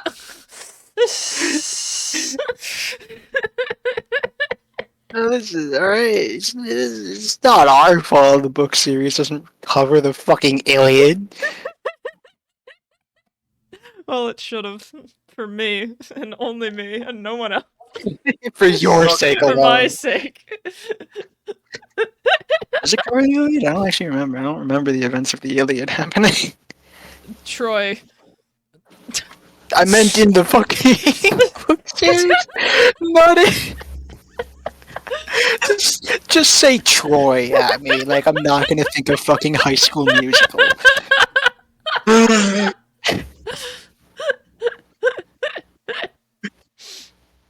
Fun fact. Have you also not seen High School Musical? Yes. That's fine. Me and Elena are in the same boat this time. Yeah, that's actually fair. It was a Disney Channel original movie, and not everyone watched the Disney Channel growing up. I know this. Oh, I did. Not everyone watched the Disney Channel original movies growing up. There you go.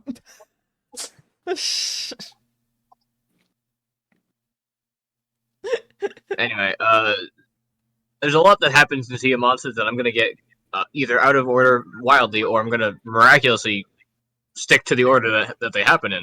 Just But they Percy basically goes on happen in the order of the Odyssey, so just think about it. Yeah, I never read the Odyssey or the Iliad. Percy goes on a cruise ship that happens to also have a bunch of monsters on it, and also Luke from the first book. He's also there, yeah. Wait, hang on. We forgot to mention something really important. Is it It's the the fact that seahorses? Luke is. It's the fact that Luke is serving Kronos. Oh yeah, that. I thought you were going to talk about the seahorses that they used to get onto the cruise ship. No, I forgot about that completely. Yeah. Anyway, they're sneaking around on this ship until they get found out. Then they try to blow it up in a spectacular fashion while also making their grand escape. They fail to blow it up, but they do escape. Then a bunch of stuff happens, like they fight a Hydra. I'm pretty sure in a Florida bayou. That just sounds like normal Florida. Yeah.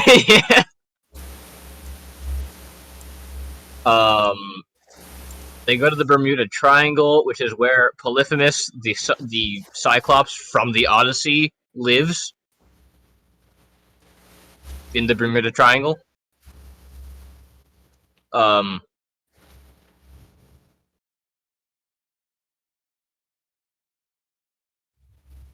don't remember what the end goal of the Sea of Monsters. Right, the Golden Fleece. They yoink the Golden Fleece from one of Polyphemus's sheep. Because fuck that guy. They go Yeah, fuck that guy. Golden Fleece on the tree in Camp Half Blood, which is what camp is called. It heals the tree and also pops out a girl. Yeah. Also emerging from the trees like a 17-year-old. What? No. Actually, I'm pretty sure she's 14, isn't she? 15? What? Because No, she's like 17 because the third Yeah, book, Titan's Curse, deals with the fact that she could technically be the chosen one. yeah, because there's a whole prophecy for the 5-book No, series. There's a whole it's not prophecy. 17, it's 16, or she's Yeah. 15. Yeah. Yeah, the tree pops out a teenage girl. Okay. Whose name is Talia, and she's also the daughter of Zeus. Which one? The big one, the important one. Okay. Because there's a lot of children of Zeus. Oh no, which child of Zeus? Yeah. As far as the prophecy is concerned, the important one. Okay. The one that's important right now.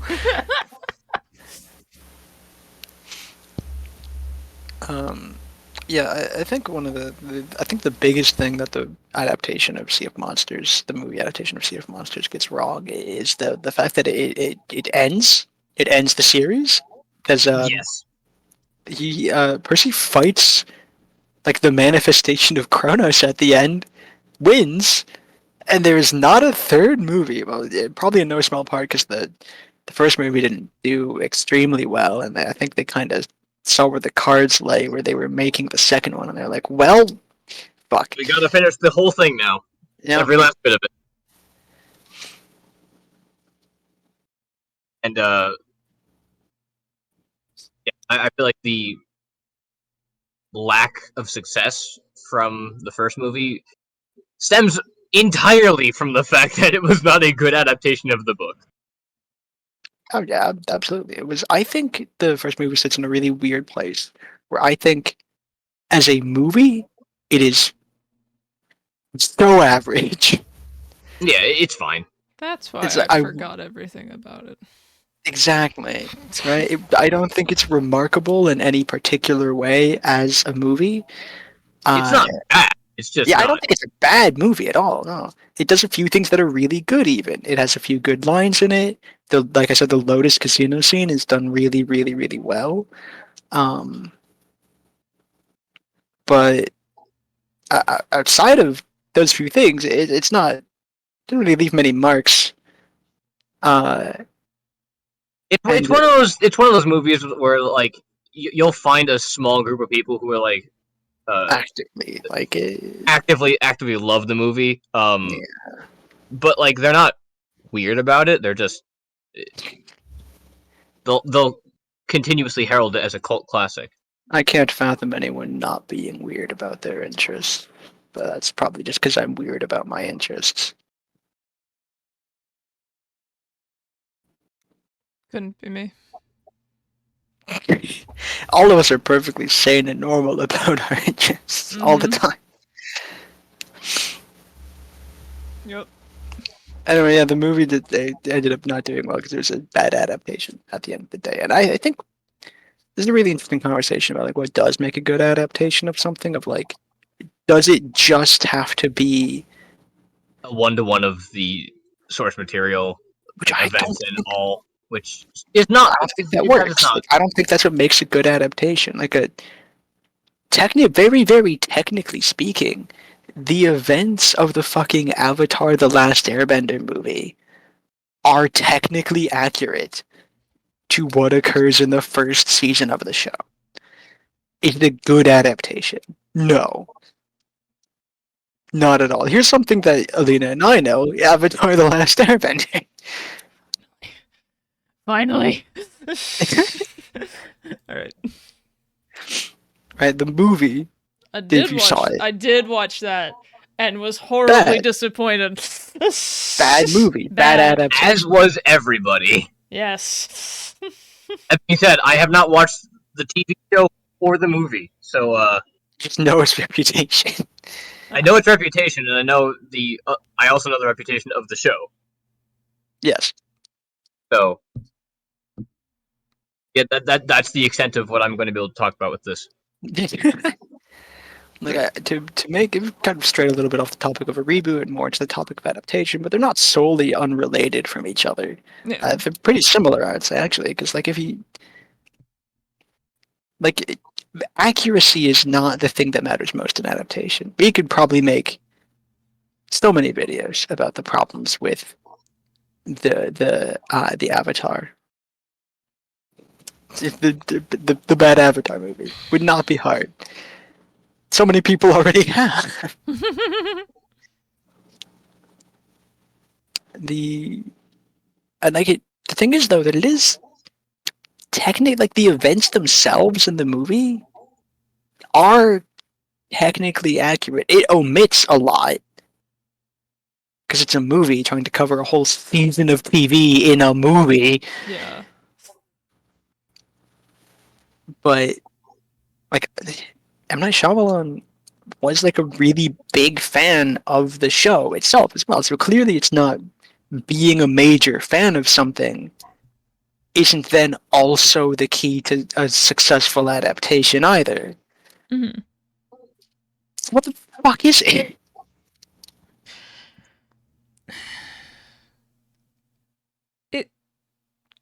It's really complicated because Exactly. So I'm throwing the question out to the floor. yeah, because sometimes if you're accurate, it goes well, but sometimes when you're accurate, it goes bad.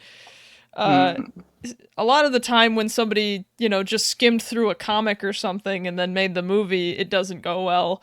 But it's like in the case of the example we just Snyder. but in the case of the movie we just talked about, which is the Avatar,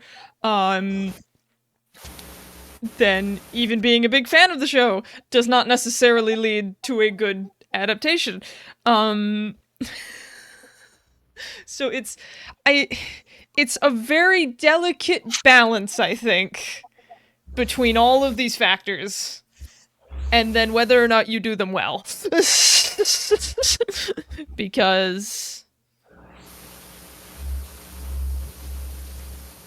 yeah, I don't have anything else to say about that. Just, it's a very delicate balance, I think. I think one of the things that makes excuse, excuse me. Don't die. We need you. I think one of the things that makes at least a better adaptation has like a higher chance of making a good adaptation, and maybe therefore also a good reboot, is a level of respect at least for the source material. Yes. I noticed this when I was trying to watch the Witcher Netflix adaptation that I definitely also watched in legal ways. Mm-hmm. Because this was like, I don't know, it's stated by the showrunners at one point, which is like that they don't care about the books or the games like at all. I know a lot more people are familiar with the Witcher series from the games, right? Mm-hmm. Which is fine. They're way more popular than the books from like the fucking 70s. The books for the time in which they came out are pretty decent. They've not aged the best ever, but they're better than some other shit that's being put out at the same time by a long shot. Um, they're not like a very. It's not a high standard, right? By the simple fact of various characters actually having agency in their own plots, the Witcher series is a bit better than some of the contemporary stuff from the same time period. The books, I mean.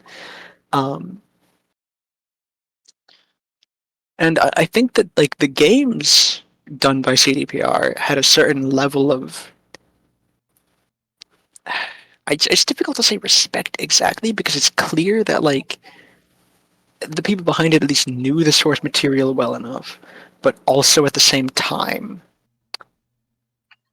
changed a significant amount of things regarding how character relationships works. And I don't know how to feel about that exactly, but they didn't. None of it was changed in a way that was immediately negative or felt bad. There are like consistency gripes I can take up, but ways that characters behave that I don't think that the way that they behaved in the book lines up with the way they behaved in the games, because technically the games take place after the books do in an alternate timeline sort of deal. Uh, but at the end of the day, I still think the games are like decently good at adapting the characters for the most part.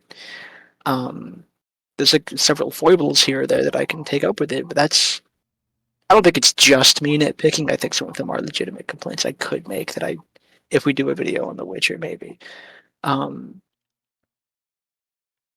but I don't think it's bad, and I think that's because CDPR, being a Polish company and The Witcher being a Polish series originally, I probably had a level of respect and understanding of the series that the showrunners of the Netflix series straight up admitted that they don't have, that they didn't care about the books or the games whatsoever, and yes, wanted to do their own thing with it, which is probably good for the sake of an adaptation, but took it so far in one direction that it's like, this isn't The Witcher anymore. This is a different project with these characters' names and faces on them. Which is just strange to me. Yeah. It's weird to me that they admit that they don't care. Too. Because it's just they like, phrased it in a different manner than I'm saying, but that's the meaning that I got from it. okay. I've seen a lot this happen a lot across the board though, where people will just straight up say, not directly, but through wibbly wobbly words, that they don't really care about the source material. And then, you know, they're shocked to discover that their thing that's supposed to be based on the source material doesn't do well. Like, did you know there was a Doom movie? I did. It takes place. Starring Dwayne "The Rock" Johnson. I knew there was a movie. That was the extent of my knowledge. Yes. I've watched it. It's bad. As expected. It's just.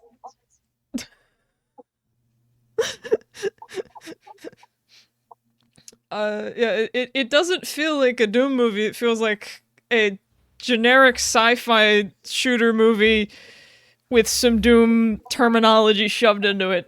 So it's like, yeah, wow, you did your homework.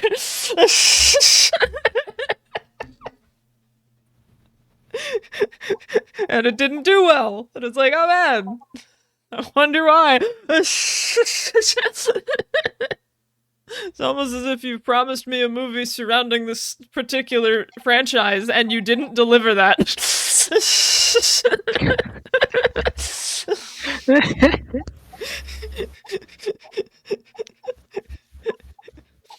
It's the movie equivalent of a clickbait.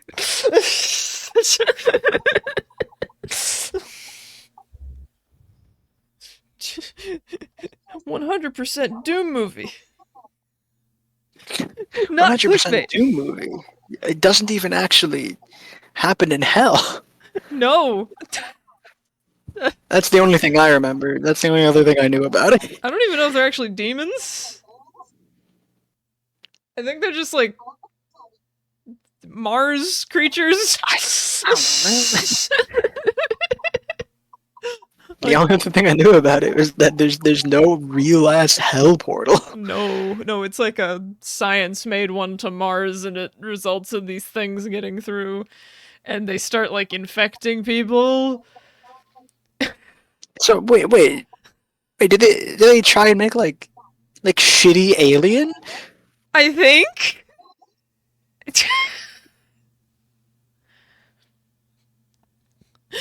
What the fuck? I think like it's not scary. Then again, I didn't think Alien was scary. So I might be the wrong person to make that decision. I mean, you are a strange person when it comes to horror specifically. Yes, for our wonderful listeners, most horror movies don't scare me. Like I wait for it to scare me, and then the credits roll, and I'm like, oh. Well, I know you don't lack a fear response completely. It's just that fiction doesn't seem to trigger it. no. Now rabbit holes I go down the internet by myself. Those will get me. Those will get me sometimes. Those will do it. But no, not movies. Where's my overactive amygdala gang? Right here. What? Yeah, I was gonna say. I know one of us is in the room right now. What does that mean? What do you mean in the room? The metaphorical room that we're all sitting in. In the Listen, you join us. I have a closet.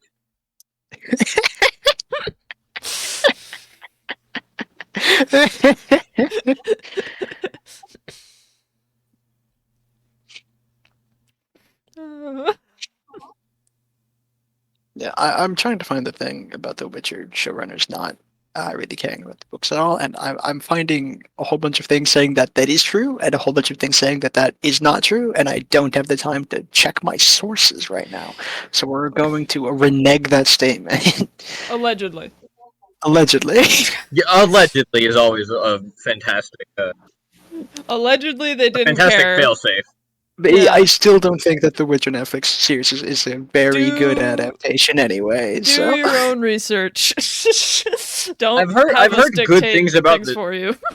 I've heard good things about the show, but I do think there I've are good also things never about played The it. Witcher and I never watched it.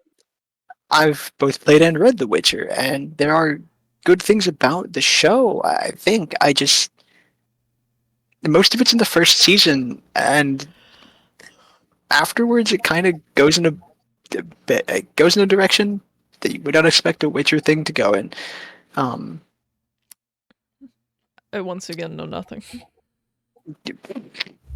I mean, you and me both.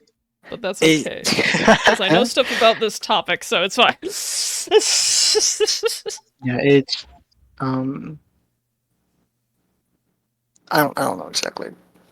I don't know what's further to say about it. I don't think it's a very good adaptation. Like there were like problems that I have with the way that season one adapts events from the books as well, because it changes the timeline of things to be like, okay, well now if this, that, and the other thing is going to happen in the future, you have to like completely shift around the order of events. If you want certain events to still happen, and sometimes they don't happen still, and it's just like, okay, you're adapting this thing, but you aren't adapting the bits that people like about it consistently. I think The Witcher's not necessarily a failure of an adaptation. I think it is. I think it's in a very strange spot adaptation-wise. One thing that I know for sure is not a good adaptation is that there was an animated movie that was not good as far as Witcher media goes. Because, oh boy, a thing in the past in the Witcher series is the attack on Kaer Morhen, which is where Geralt and his buds are from, the other Witchers. So the Witchers in the Witcherverse are human beings who've undergone intense genetic mutation and training and things in order to become really, really good monster hunters. And there used to be a whole lot more of them. They're trained in various places called part of various schools of philosophy and monster killing. And Geralt is from the School of the Wolf, specifically, and a lot of members of the School of the Wolf were trained in a place called Kaer Morhen. And a while ago, Kaer Morhen was attacked because there's a misconception about witchers that they're horrific evil sorcerers that you unfortunately have to pay to eliminate the worst monsters in the world.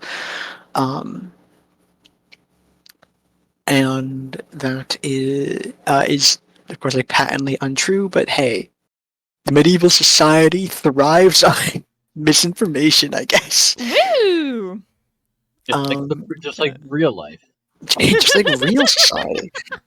I would like to say we are at 2 hours and 18 minutes. Okay, I'll finish up soon. Don't worry about I know. I just wanted to point it out. I just noticed it too, it. because we seem to be on a roll right now. I don't think I can upload a video that's 3 hours long. I don't know if my internet can handle it. If I recall correctly, this animated retelling of like the attack on Kaer Morhen that caused them to like lose a whole bunch of Witchers that were there, first of all, and second of all, be unable to make new Witchers because all of the like devices that they were using and the information that they had on it was destroyed in the attack. They don't have people to do it anymore, so like it's like on one hand kind of sad, whole way of life is dying. Second hand, don't have to put like 10-year-olds through these horrific brutal trials anymore where they die en masse. Have the best possible excuse to not do it, as in we literally cannot do it anymore. And Double-edged sword, really. The framing of it in the animated movie, though, if I recall correctly, is sort of that like the people were correct to attack Kaer Morhen in the first place and cause that mass loss of life. When like in the I might be misremembering. I don't think I am, but I could be. I just want to put that out there. If I recall correctly, in the books itself, this attack on Kaer Morhen is talked about in a very like a neutral, weird spot. Because on one hand, like I just said, it means they're like, oh well, our whole way of life is dying. We lost a ton of people in this attack. Whole lot of information was lost, not just about like the various mutations that Witchers would undergo, but also the like how to deal with various monsters. Like a whole lot of more information than just how to make new Witchers was lost. But also it means that we don't have to make new Witchers anymore because we've literally lost the means to do so, and that means we don't have to put new children through this horrific abuse. And so it's framed in like a very much like I wish that like the attack never happened, but I'm also kind of glad that it did in like a really weird sense. Like from Geralt's perspective, it's like he's sad to an extent about all of the people that were lost, about all of the information that was lost, and then also is glad that he won't have to put any children through the horrific things that he was put through. Gotcha. And the animated movie just completely frames it as if the massive villagers destroying a whole bunch of stuff are just like completely in the right. It paints it more as a black and white issue, if I am remembering it right. When it's not talked about that way at all in the books of like, yeah, the villagers' motivations were bad because they were just doing things out of fear and distrust rather than anything else. Like they acted on a spur of the moment thing, and the effects of it are good in some ways, bad in other ways. It's a whole fucking like messy, complicated bag. The Witcher series, again, for its time, it's a very old book series. Deals with a lot of gray and gray morality in a fairly nuanced manner for the time period that it was released in. I want to be very clear about that if anyone goes out to read it. Like, don't go in expecting anything that's not from the fucking 60s or 70s. I forget when exactly, but Mid 20th century. Sorry, I'm so dumb. I don't know why I'm talking about like the 60s or 70s. I think it's just because the author is Polish, and I hear a name from somewhere else completely, and my brain goes, ah, yes, Dostoevsky, instead of the actual fucking author. Yeah, it's from the 90s. I'm a dumbass. My bad. Oopsie daisy. So many things from the 90s in this episode. Yeah. Yeah. Anyway, the point is the following. Don't go in there expecting much else from like in 1990s Poland, which was not, I'm told, a very how to say. I don't know how to say, Okay. so I'm just not gonna. You just sounded out. Say. There you The go. word Congratulations, I'm proud. say. Good job. I mean, the point is just like, if I it's Poland in the 90s, and from what I vaguely know about Poland in the 90s, and vaguely possibly Poland right now, uh, a fairly restrictive society, I guess is a way to put it. It's like,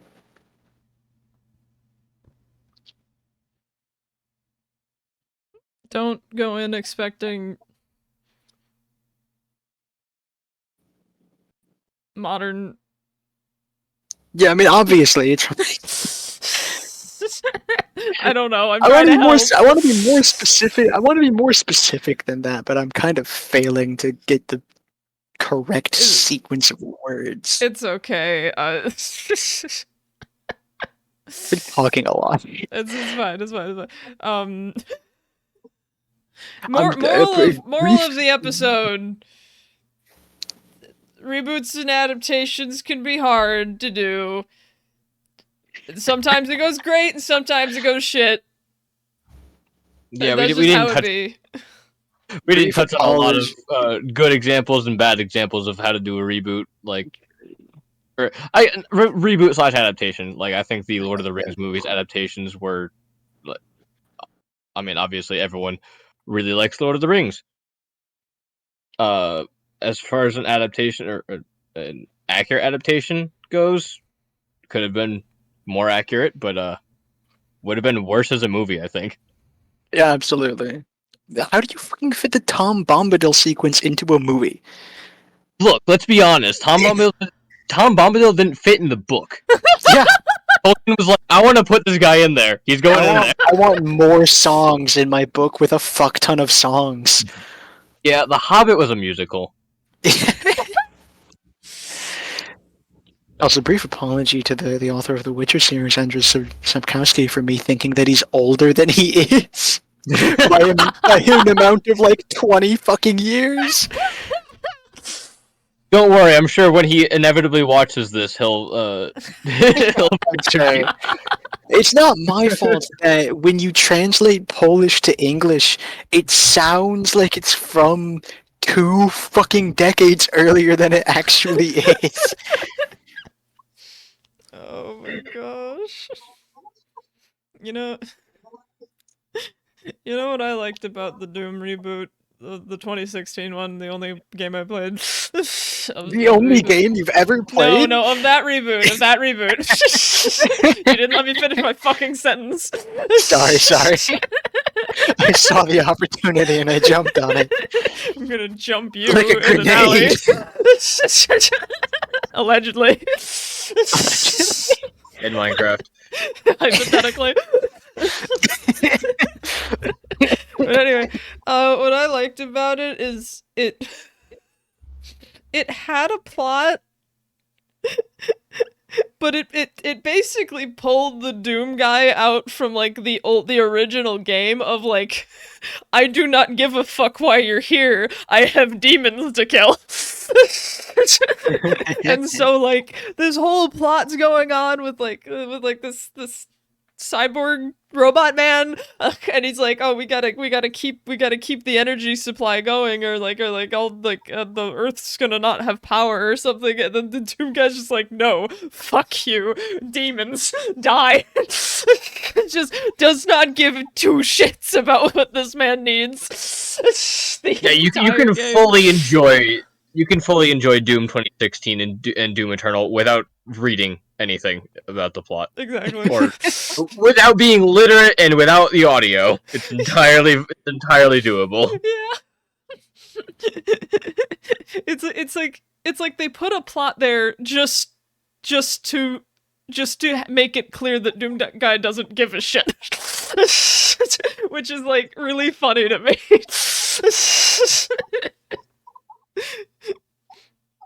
Anyway, yeah, that's the reboot I have.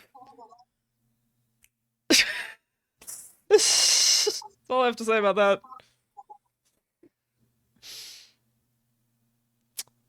We all good? Yeah, I think As that's good as we gonna could be. wrap it up for the episode, because if we go over anything else, it's gonna take another 15 minutes minimum. Please, oh To God. end the episode off before the sound effect, remember Mm-hmm. to hate Nazis. Yeah, and if you ever run into Hitler, call him Shitler. And then punch him. And then punch Yeah, him. and then punch him. Pull a Duke Nukem in your local neighborhood. Kick gum and chew Still ass. the wrong guy, but I'll take it. As long as you punch Hitler. Yes. Yeah. So long as you punch Hitler, all is fine. Exactly. You get an A+. Plus. And to Fucking sound effect. end this poignant message. That's Hitler. Falling into hell forever.